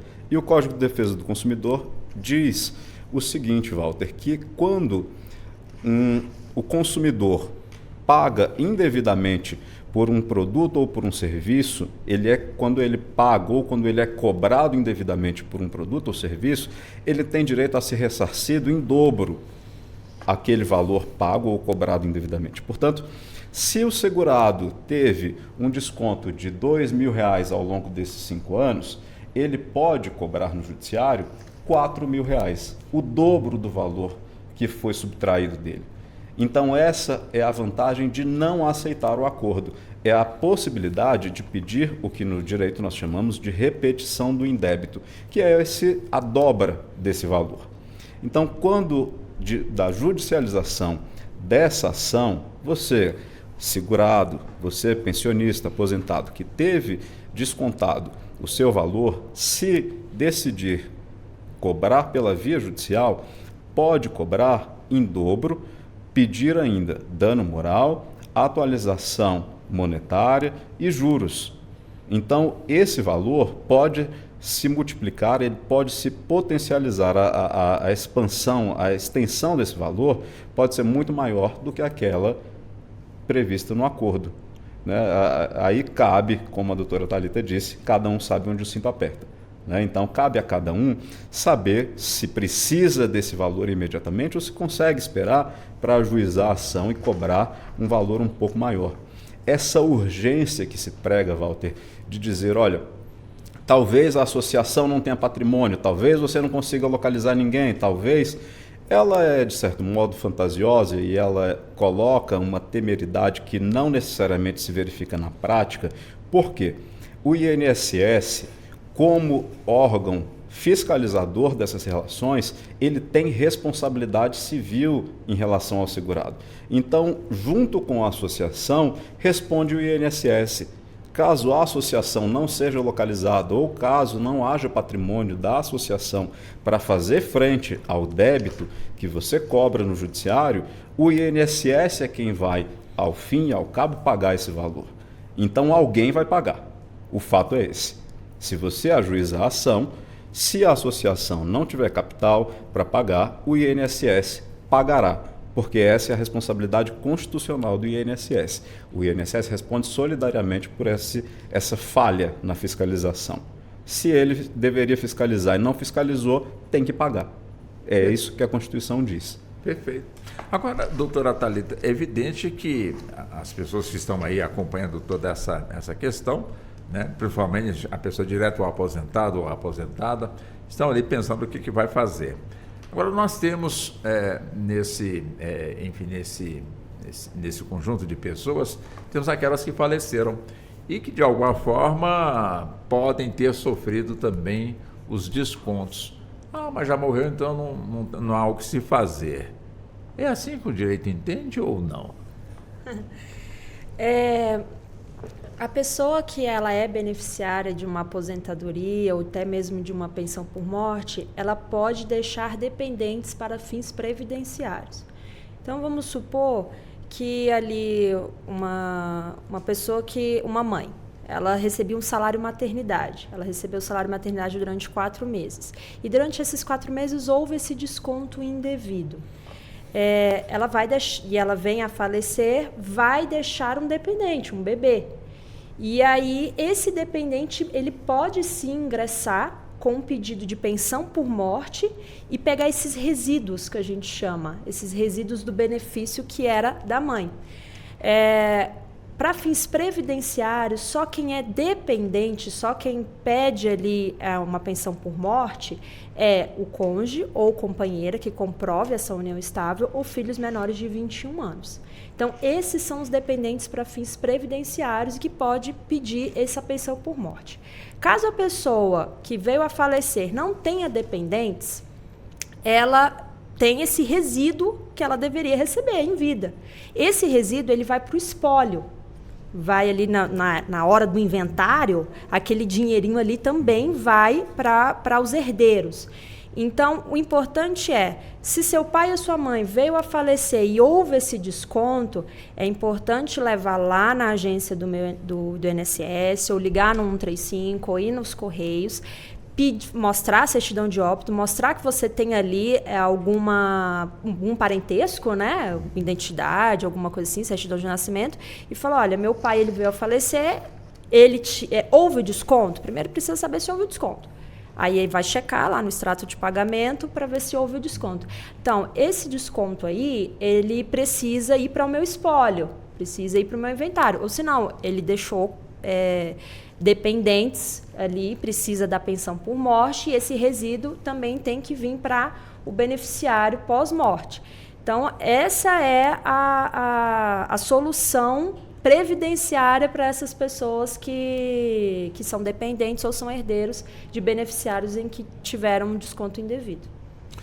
Deixa eu também colocar para a senhora esse mesmo assunto. É interessante, né? Porque muita gente às vezes fica na dúvida, ou seja, bom, eu não sou dependente, mas faço parte do espólio. E a pessoa foi lá e checou e viu que houve, portanto, o desconto do pai, da mãe, ou seja, de algum parente da qual essa pessoa era enfim, não que fosse beneficiada, mas pelo menos verificou que a pessoa sofreu um golpe, faleceu e muita gente pensa que está de fora. Como muito bem pontuou a doutora Thalita, não está fora.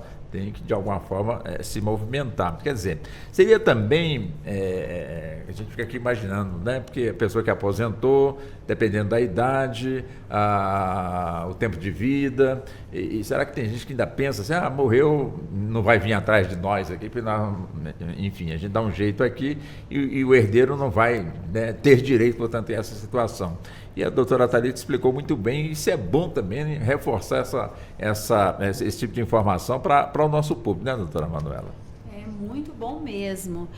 Walter, só essa última observação que foi colocada, que você colocou morreu, eles não, a associação pensando isso, né? Eles não vão atrás do valor.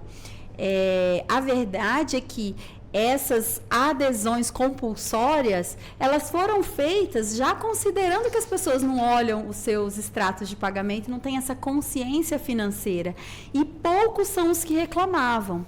Eu tive alguns casos muito antes dessa fraude estourar, que inclusive hoje já teria pedido danos morais e tal, mas na minha época, o que eu fiz? Eu ligava para a associação, falava, olha, não foi feita essa associação, cessem o pagamento e devolvam o valor.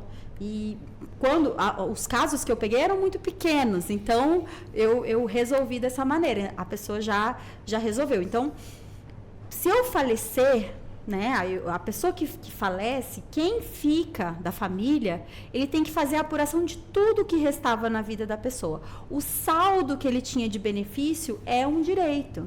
E é um direito que deve ficar muito, né? Porque muita gente não tem esse conhecimento. Existe uma opção lá no meu INSS para as 29 de 100 pessoas que acessam os sistemas. Quando você acessa, você tem uma opção lá para receber o resíduo da pessoa falecida. Você coloca a documentação, faz o requerimento e tem esse valor liberado. Porém, administrativamente, o INSS libera somente para quem também tem a condição de dependente. Então, ele não libera assim tão fácil. Eu até tive um caso particular que foi o esposo perdeu a esposa Ele fez o pedido de pensão, o pedido de pensão ainda estava em análise e o pedido do ressarcimento da diferença, ele foi indeferido porque ele ainda não tinha sido deferido o pedido de pensão. Essa foi a justificativa que o servidor do INSS colocou no requerimento. Mas, de fato, não é assim. Quem tem direito a esse saldinho que ficou, né, da pessoa falecida é qualquer um que está na lista aí dos sucessores, né? E aí é o momento de analisar se há alguma coisa. Então, olhar todo o extrato de pagamento, inclusive a ver se não houve consignados que foram feitos sem o conhecimento. Tem uma série de detalhes aí nessa história. Agora, voltando para o senhor, doutor Roriz, o que impressiona são essas entidades, associações, obterem os dados, né, das pessoas que, de alguma forma, recebem o benefício junto ao INSS. Ou seja, são dados sensíveis, mas que, de repente, ali a facilidade é tão grande que o pessoal se dá o luxo ali de ter milhares, ou seja, dessa soma chegar a milhões de pessoas, de alguma maneira, sofreram, portanto, esse tipo de golpe. E nós temos, portanto, a lei que protege realmente aí os dados. Se eu ver será que existe algum tipo de situação em que a lei que, de alguma forma, proteja os nossos dados, essa lei, de alguma forma, ainda precisa de algum tipo de ajuste para impedir que uma situação como essa que ocorreu no INSS volte, portanto, a acontecer? O que a gente percebe é que é uma falha em vários níveis, não é isso? Que, primeiro, o primeiro elo dessa fraude é exatamente esse que você falou, que é o acesso a esses dados, que eram dados privados e que alguém, de certo modo, conseguiu acessar. Houve, há alguns anos, uma fraude no SERPRO em que os dados sensíveis de uma grande parcela da população brasileira foi divulgado. Então, os dados sensíveis de cada um de nós aqui pode estar disponível na internet. Existem até bancos de dados sendo vendidos na internet. Com uma pesquisa rápida no Google, você consegue localizar isso. Sim. Então, esse talvez tenha sido o primeiro elo dessa corrente inteira de fraudes. E a lei que você se refere, a LGPD, ela veio como uma tentativa de salvar daqui para frente, do futuro dela para o futuro, mas dela para o passado não tem como salvar. É o que se fala que, uma vez que se coloca algo na internet, nunca mais se tira de lá. Sim. Então, perpetua, né? Perpetua. Então, todos os nossos dados que foram divulgados, eles estão lá. De algum modo, qualquer pessoa pode acessar eles, e isso ensejou essa e pode ensejar várias outras fraudes. Talvez você e todos que nos ouvem recebam as infernais ligações que eu recebo todos os dias, dezenas de ligações de números dizendo que o meu CPF foi fraudado, que uma compra bancária foi realizada. Então, como que essas pessoas conseguem esses dados? De algum modo, existe um banco de dados que foi disponibilizado. Esse é o início dessas fraudes. Tomara que, de agora em diante, novas medidas sejam adotadas para impedir que isso aconteça. E a senhora, gostaria também de ver a senhora, doutora Thalita, sobre justamente essa fragilidade de proteger dados sensíveis da nossa população, o que facilita realmente aí a vida de quem pretende, de alguma forma, aplicar golpes. Tanto que muitos aposentados recebem a notícia de que estão aposentados não pelo INSS ou pelos órgãos competentes, mas sim por uma instituição. Olha, aqui é a associação tal, parabéns, você aposentou. E a pessoa, eu não estou sabendo não, sim, mas você está aposentado, parabéns, inclusive nós. Enfim, como é que a senhora avalia justamente essa fragilidade diante de dados tão sensíveis e que, infelizmente, como muito bem pontuou o doutor Daniel, fica aí à disposição, né, das pessoas que querem, de alguma forma, aplicar o golpe? Olha, Walter, cada vez mais os golpes estão mais criativos. Tem para todos os gostos e tamanhos. Os golpes não é só você clicar no link ou você receber uma ligação. Tem acontecido alguns casos, na verdade vários casos, no meio judiciário, que é o seguinte, alguém entra no sistema do judiciário, pega um número do processo, manda no WhatsApp para você e fala, olha, você tem um processo tal, no tribunal tal, e para você pegar a certidão, para você receber o valor, alguma coisa assim, passe R$2.000, R$3.000. Então, desconfie quando você tem que passar algum valor para receber o que você tem de direito. O número é verdadeiro, o tribunal é verdadeiro, sabe o seu nome completo, mas aquela parte de você ter que passar um valor para levantar uma certidão de precatório ou de uma requisição de pequeno valor, como RPV, isso não é verdade. Você precisa da certidão e é só lá no banco tirar, não precisa de você pagar para levantar essa certidão.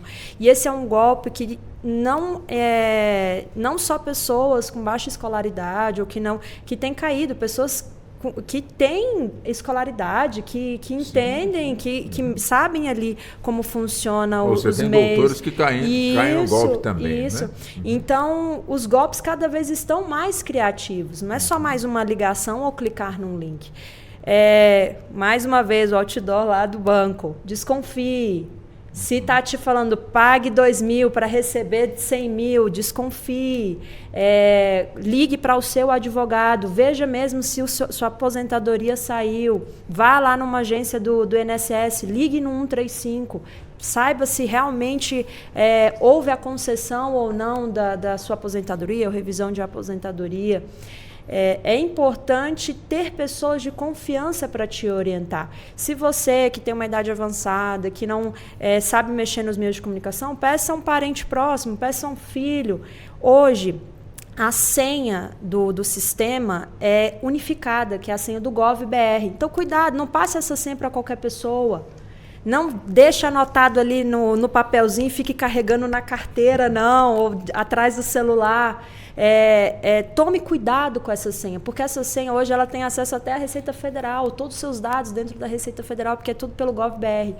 Hoje já existem alguns meios para tentar não só usar a senha, mas fazer reconhecimento facial, liberar um código de acesso, autenticação em 2 fatores, justamente por conta das fraudes, justamente por conta dos golpes.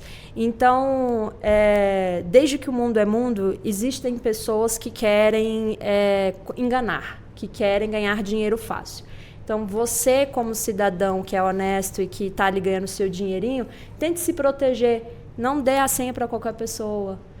Confie em alguém que vá te ajudar.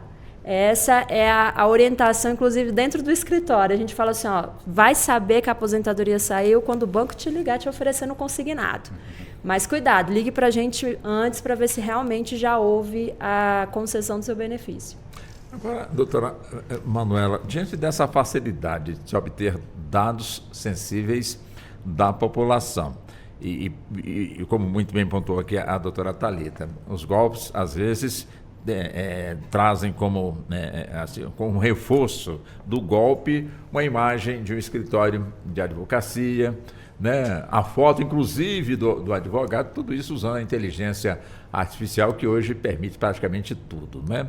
E o golpe está aí, portanto, de alguma forma sendo aplicado. E tudo começa com a facilidade de buscar o número do processo que é público.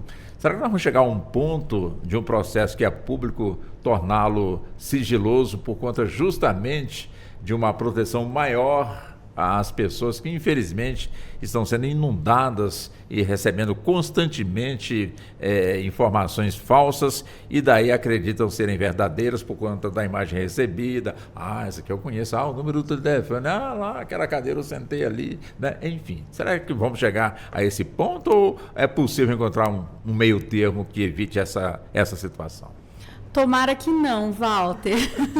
Tomara que não, porque o processo público, ele é uma conquista do processo democrático. Se a gente não tem um processo público, a gente pode ter... Não, público no sentido de a pessoa dá um clique e pega ali o número do processo e entra no processo. Olha, como eu faço parte das... Por isso que eu estou provocando a senhora. Do sistema de defesa de prerrogativas, né, dentro da OABDF,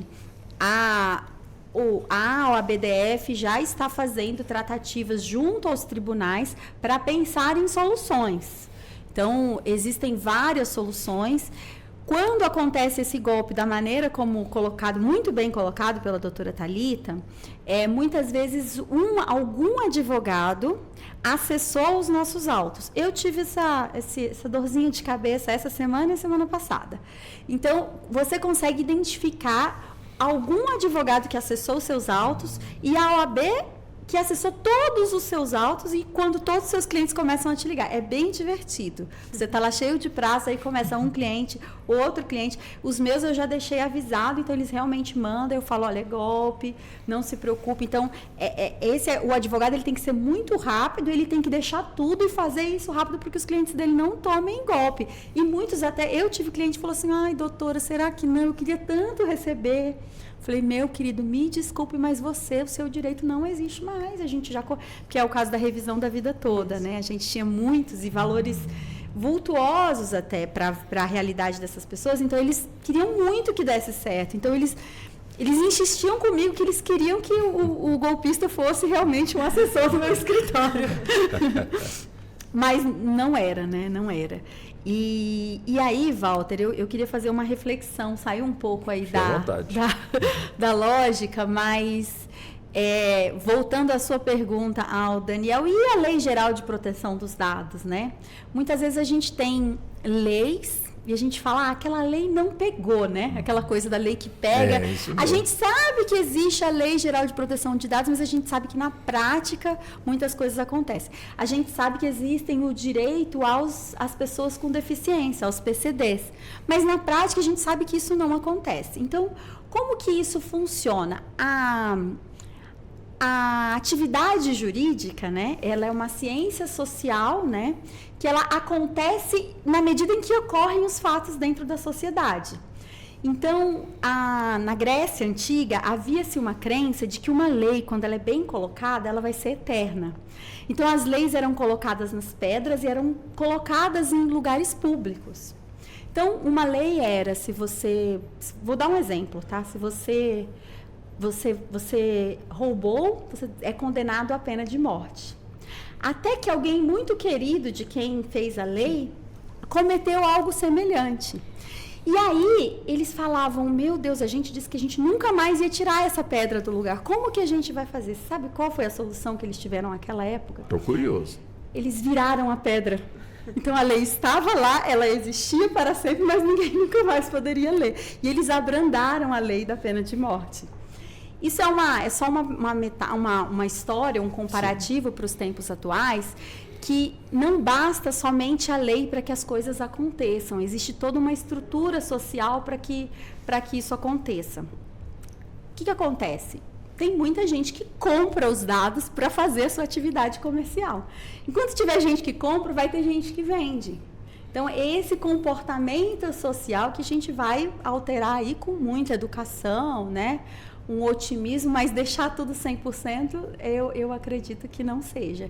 Então, e aí isso faz com que nós como cidadãos, a gente tenha que ter essa alerta, essa constante alerta, né? Que é muito cansativa, né? É evidente muito que nós... cansativa. Pois não. É evidente, né, doutor Daniel, que nós temos aí instituições que cuidam, portanto, da segurança. Por outro lado, que a gente percebe também que com o avanço da tecnologia, a segurança que deveria, portanto, tomar as providências, não está preparada por conta deste avanço.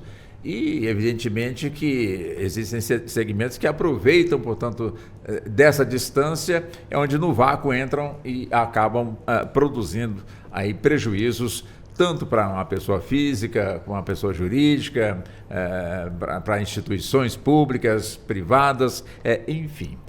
E aí, o nosso direito que tem que, de alguma forma, acompanhar esta evolução com leis que serão, portanto, aí aplicadas devidamente. Não tendo, como é que a gente pode fazer, né, diante do que foi posto aqui, a facilidade de buscar, portanto, os dados, a gente vende na esquina os meus dados, do senhor, de qualquer pessoa, até o berço onde a gente, quando nasceu, ficou, eles descobrem, enfim, com muita facilidade. Contudo, a gente vê uma deficiência justamente da autoridade alcançar, portanto, enfim, esses autores. Onde é que nós vamos chegar assim? Olha, Walter, no direito nós temos um comparativo que diz que o Estado é como um elefante correndo atrás de um coelho, que é a sociedade. O poder legislativo é o elefante lento, grande, moroso, correndo atrás do coelho, que é a sociedade que se move rapidamente, que se transforma. Os golpes têm de sal e de doce, como a doutora Thalita disse. Então, o Estado ele sempre está atrasado em relação à sociedade, em relação aos avanços, para o bem e para o mal. Os avanços positivos e negativos. Os golpes estarão sempre à frente do poder legislativo. As leis sempre serão atrasadas em relação aos golpes. Então, o que nós temos nesse momento é simplesmente a prevenção, a precaução, o cuidado. Infelizmente, essa é a solução do momento. Ter cuidado, desconfiar de ofertas muito vantajosas, de certidões que custam R$2.000 para que você ganhe 100 mil. Né? Então, essas vantagens desproporcionais é que devem ser o termômetro. Se você percebe que aquilo não parece verdade, desconfie e vá até as fontes oficiais, porque, de fato, o golpe estará à frente da legislação. É muito difícil equiparar esses dois, porque quando o legislativo consegue criar uma lei para banir um golpe, para cessar um golpe, o golpe se renova, se transforma e se muda de cara. Então, o que nós temos para o momento é isso, é a precaução. E o interessante, né, a gente aqui abordando esse aspecto aqui, e o foco são os aposentados, pessoas idosas, pessoas que de alguma forma são portadores de algum tipo de deficiência, geralmente buscam, portanto, o parente para dar aquela força, aquela ajuda, mas infelizmente temos parentes também que de alguma maneira estão tirando a tranquilidade dessas pessoas aposentadas e praticando verdadeiros absurdos, né, ao ponto de eliminar a pessoa, permanecer com ela guardada ali, escondendo, portanto, o corpo e continuam recebendo, ou seja, filho praticando esse tipo de situação.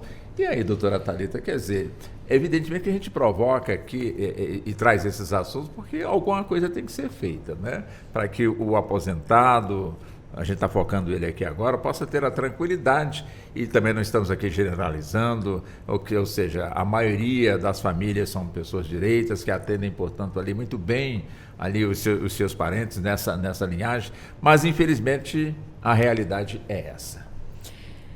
Eu acredito que é muito no que todo mundo aqui falou, que é essa precaução, essa prevenção.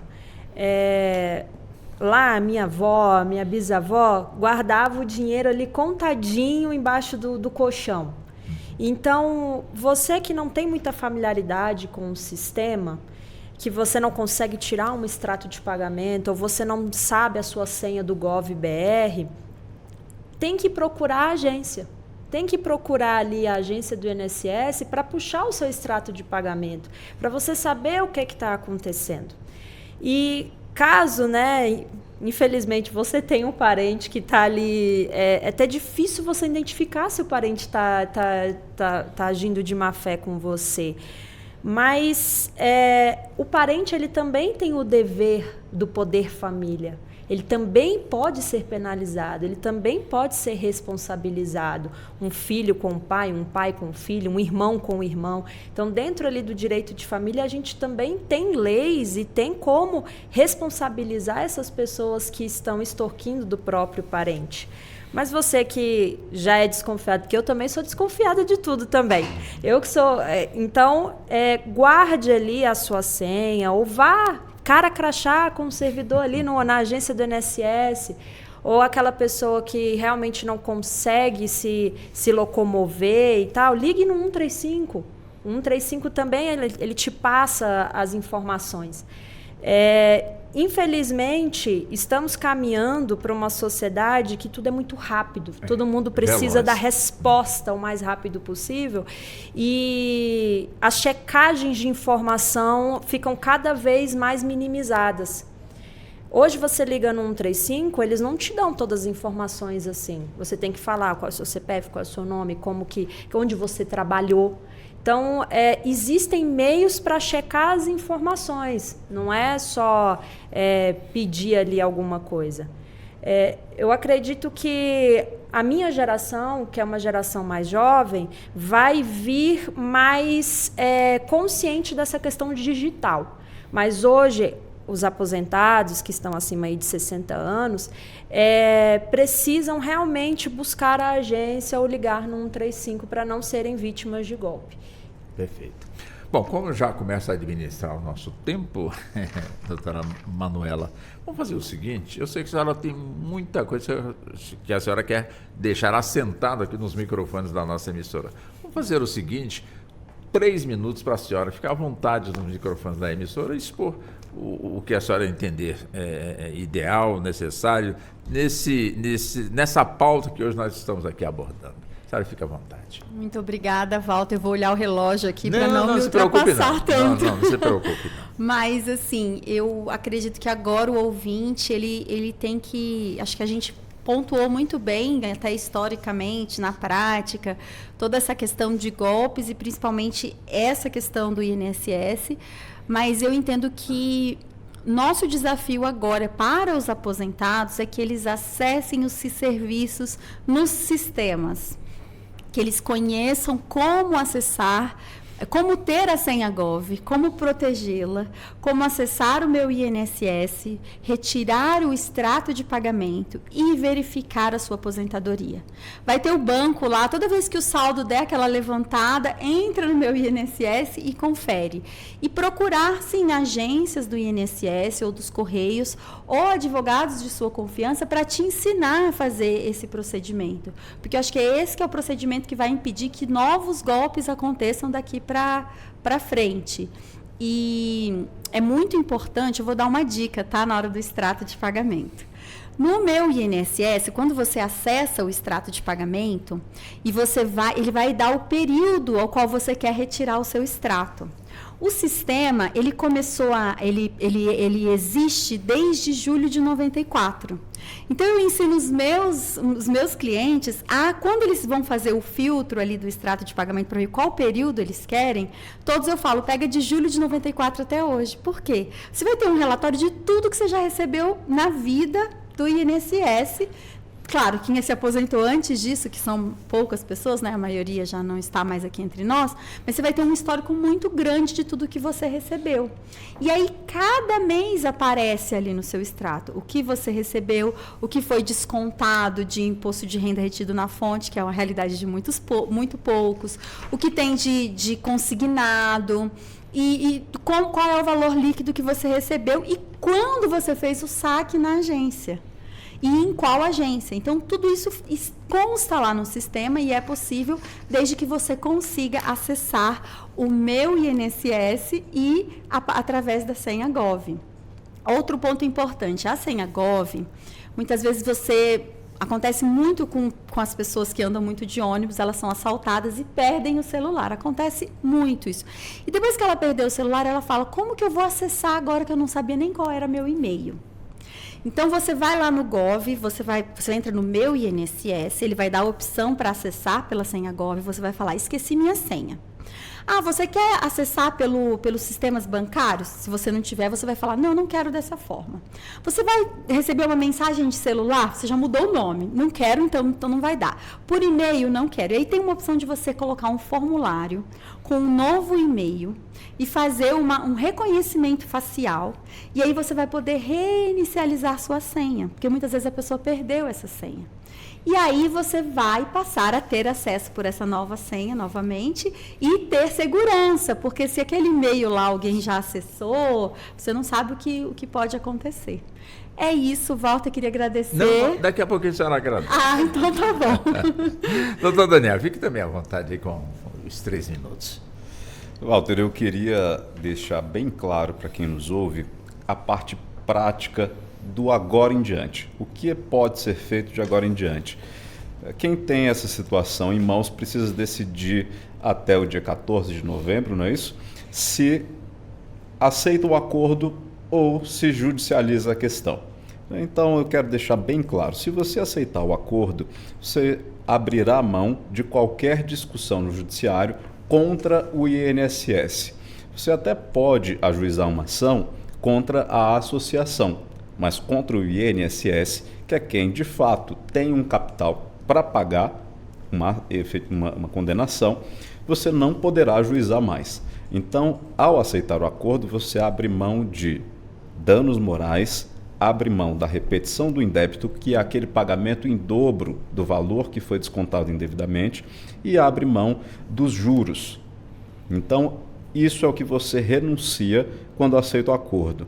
Se você decidir ir para a via judicial, essa discussão às vezes demora um pouco mais, mas você poderá receber danos morais, poderá receber a repetição do indébito, a dobra do valor, e os juros desde quando esse valor foi descontado.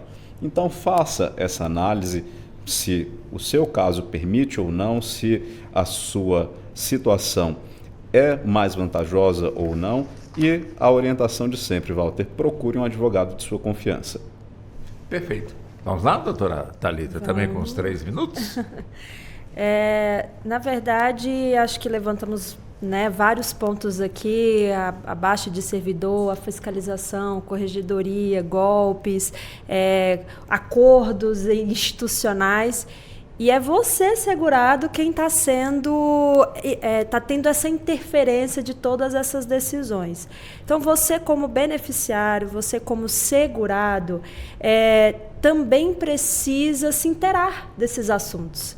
Pesquisar, ver os meios oficiais, os sites do Gov, procurar sites confiáveis que não vendem ilusões, não vendem milagres, para você, de certa forma, se precaver. Fique atento aos golpes. Os golpes, eles vêm de todas as formas, então não dê sua senha, não escreva sua senha no papel e ande com esse papel.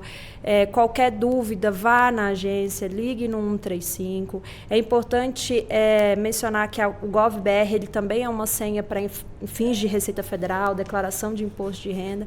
Então, acredito que o resumo daqui do que a gente conversou é realmente essa precaução com seus dados pessoais e buscar pessoas confiáveis e instituições confiáveis em que você possa resguardar o seu direito.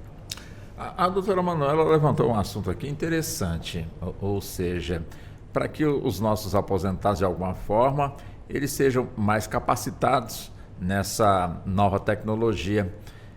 Interessante que focando aqui a capital federal, em cada cidade, praticamente em cada quadro, nós temos escolas que nos fins de semana ficam ali fechadas, quando na realidade poderia motivar aí as pessoas idosas do bairro, da quadra, a estarem ali numa reunião com um especialista que doaria ali o seu tempo para orientar essas pessoas de como não cair no golpe, ali como foi dito aqui no Caracrachá, ali, eles ouvindo ali o especialista, assimilando, tirando suas dúvidas ali. Será que ajudaria, de certa forma, no que a senhora pontuou, como também com os demais aqui pontuaram, doutora Manuela? Bastante, Walter. E rapidamente, essa é a finalidade das associações, né? Que a gente falou lá no começo, de criar consciências, educar, fazer uma parte paralela das obrigações do governo, que também, como muito bem colocado pelo doutor Daniel, jamais vão alcançar, né, a totalidade, vão estar à frente da sociedade, né? O elefante vai estar sempre correndo atrás do coelho. E quem sabe numa iniciativa dessa, né, doutor Daniel, a pessoa sabe que vai ali para poder receber orientações mais adequadas, com um visual melhor, né, com atenção também maior, e ali essa pessoa já passaria, né, mediria a sua pressão, de alguma forma, né, como é que estaria, um serviço básico ali, coisa rápida, e de repente ela iria assistir, portanto, ali a palestra, terminaria e ir embora, e quem sabe também no fim do mês ou no fim do curso, vamos colocar assim, um passeio no zoológico, alguma coisa para, enfim, um passeio cívico, quem sabe também, né, pode acontecer, ou seja, várias maneiras, com certeza, tem para poder trazer essas pessoas para que elas fiquem ali, dediquem pelo menos 1 hora do seu tempo ali para aprenderem, porque o que a gente mais ouve a pessoa idosa não sabe mexer nesses assuntos. Muitos ficam constrangidos. Bom, muitos sabem, mas outros querem saber e não têm a oportunidade. Seria uma maneira de aproximar, portanto, essas pessoas desse conhecimento? Perfeito, Walter. E é curioso isso que você disse, que existe uma defasagem no conhecimento, existe uma defasagem, nós percebemos que existe uma defasagem em vários níveis, não é? Uma defasagem no conhecimento, uma defasagem na quantidade de servidores para atuar efetivamente nos processos e conseguir dar conta de todas essas informações com efetividade. E quando nós vemos uma fraude do tamanho dessa, é que a gente entende que tem alguém se beneficiando dessa defasagem toda. Alguém se beneficia, alguém obtém lucro da ignorância, alguém obtém lucro da defasagem do número de servidores, tem alguém se beneficiando com isso e tem alguém que tem interesse que isso permaneça da mesma forma. Então, sim, essas iniciativas seriam perfeitas, existem recursos, existem instrumentos para isso, mas de fato não existe o interesse público de que isso se efetive. As escolas, como você mencionou, estão aí nos finais de semana. Eu tenho certeza que existem associações, a própria Ordem dos Advogados do Brasil é uma instituição muito forte e que tem serviços voluntários de excelente qualidade, que pode e oferece, inclusive, alguns serviços nesse sentido, mas o que nós vemos na prática é que não existe um interesse, não existe um aporte nesse tipo de iniciativa. Então, alguém tem um benefício muito maior e o sistema é muito maior do que isso tudo, né? Então, de fato, a iniciativa seria excelente, mas não há interesse de que isso se efetive. Mas não custa nada daquela velha história, né? De grão, ou seja, como é que é aquela expressão? Tanto bate até que fura, né? Água mole e pedra dura. De repente, partindo dessa premissa, quem sabe possamos ter um empenho maior de toda a sociedade, no sentido daquele que sabe mais, de alguma forma ajudar aquele que sabe menos, para não ficar defasado nos seus conhecimentos, né, doutora Thalita? A gente sabe que nas universidades, nas faculdades, eles promovem assessoria jurídica por meio, né, os estudantes atendem as pessoas. Existem campanhas da Defensoria Pública também, mas talvez essas ações não sejam tão divulgadas como deveriam ser. Então, já existem iniciativas das universidades, de núcleos jurídicos, a Defensoria Pública do DF fazem essas campanhas. Então, talvez a divulgação seria um ponto crucial aí para dar início, para conseguir que essas pessoas até mesmo saibam que elas podem ir lá e fazer a sua consulta com um estudante de direito ou dentro ali das pessoas que trabalham da Defensoria Pública. Eu agradeço o puxão de orelhas, mas evidentemente é uma obrigação dos meios de comunicação também darem a sua contribuição nesse sentido, não é mesmo? Então, por isso, todos os dias nós vamos estar falando desse assunto, tá bom, doutora Thalita? Foi um prazer conversar com a senhora, debater com a senhora. Muito obrigado pela atenção e até uma próxima oportunidade, doutora Thalita. Eu agradeço muito o convite, me senti muito lisonjeada, porque é uma casa que é muito renomada e tem a sua autoridade dentro dos assuntos políticos e sociais. Então, agradeço muito a oportunidade, Walter. Doutora Manuela, também um privilégio, um prazer, mais uma vez, né, como sempre, também, de ter a senhora de volta aqui nos nossos debates. Muito obrigada, Walter. Obrigada, colegas, que contribuíram muito. Eu entendi uma tarde muito produtiva, de muito aprendizado também. E estamos à disposição para as próximas, Walter. Ótimo, ótimo. Doutor Daniel Roriz, também da mesma forma. Mais uma vez, muito obrigado. Também um privilégio também receber o senhor nos microfones da emissora. E o convite ao senhor, como também às demais convidadas, é um convite permanente, doutor Roriz. Obrigado você, Walter, obrigado às colegas que compartilharam esse momento conosco e obrigado a você que nos ouviu e que compartilhou conosco também esse momento. Foi uma oportunidade, Walter, de trazer um pouco de luz a esse assunto que às vezes traz tanta angústia à população. Então, espero que nós tenhamos conseguido agregar alguma coisa e esclarecer um pouco essa situação. Obrigado pela oportunidade, estamos à disposição. Muito obrigado. E assim chegamos ao fim da edição de hoje do nosso debate dentro do Justiça na Tarde. Desejamos a todos um excelente fim de semana e até o nosso próximo encontro. Boa tarde. A Rádio Justiça apresentou Justiça na Tarde. Secretaria de Comunicação Social, Supremo Tribunal Federal.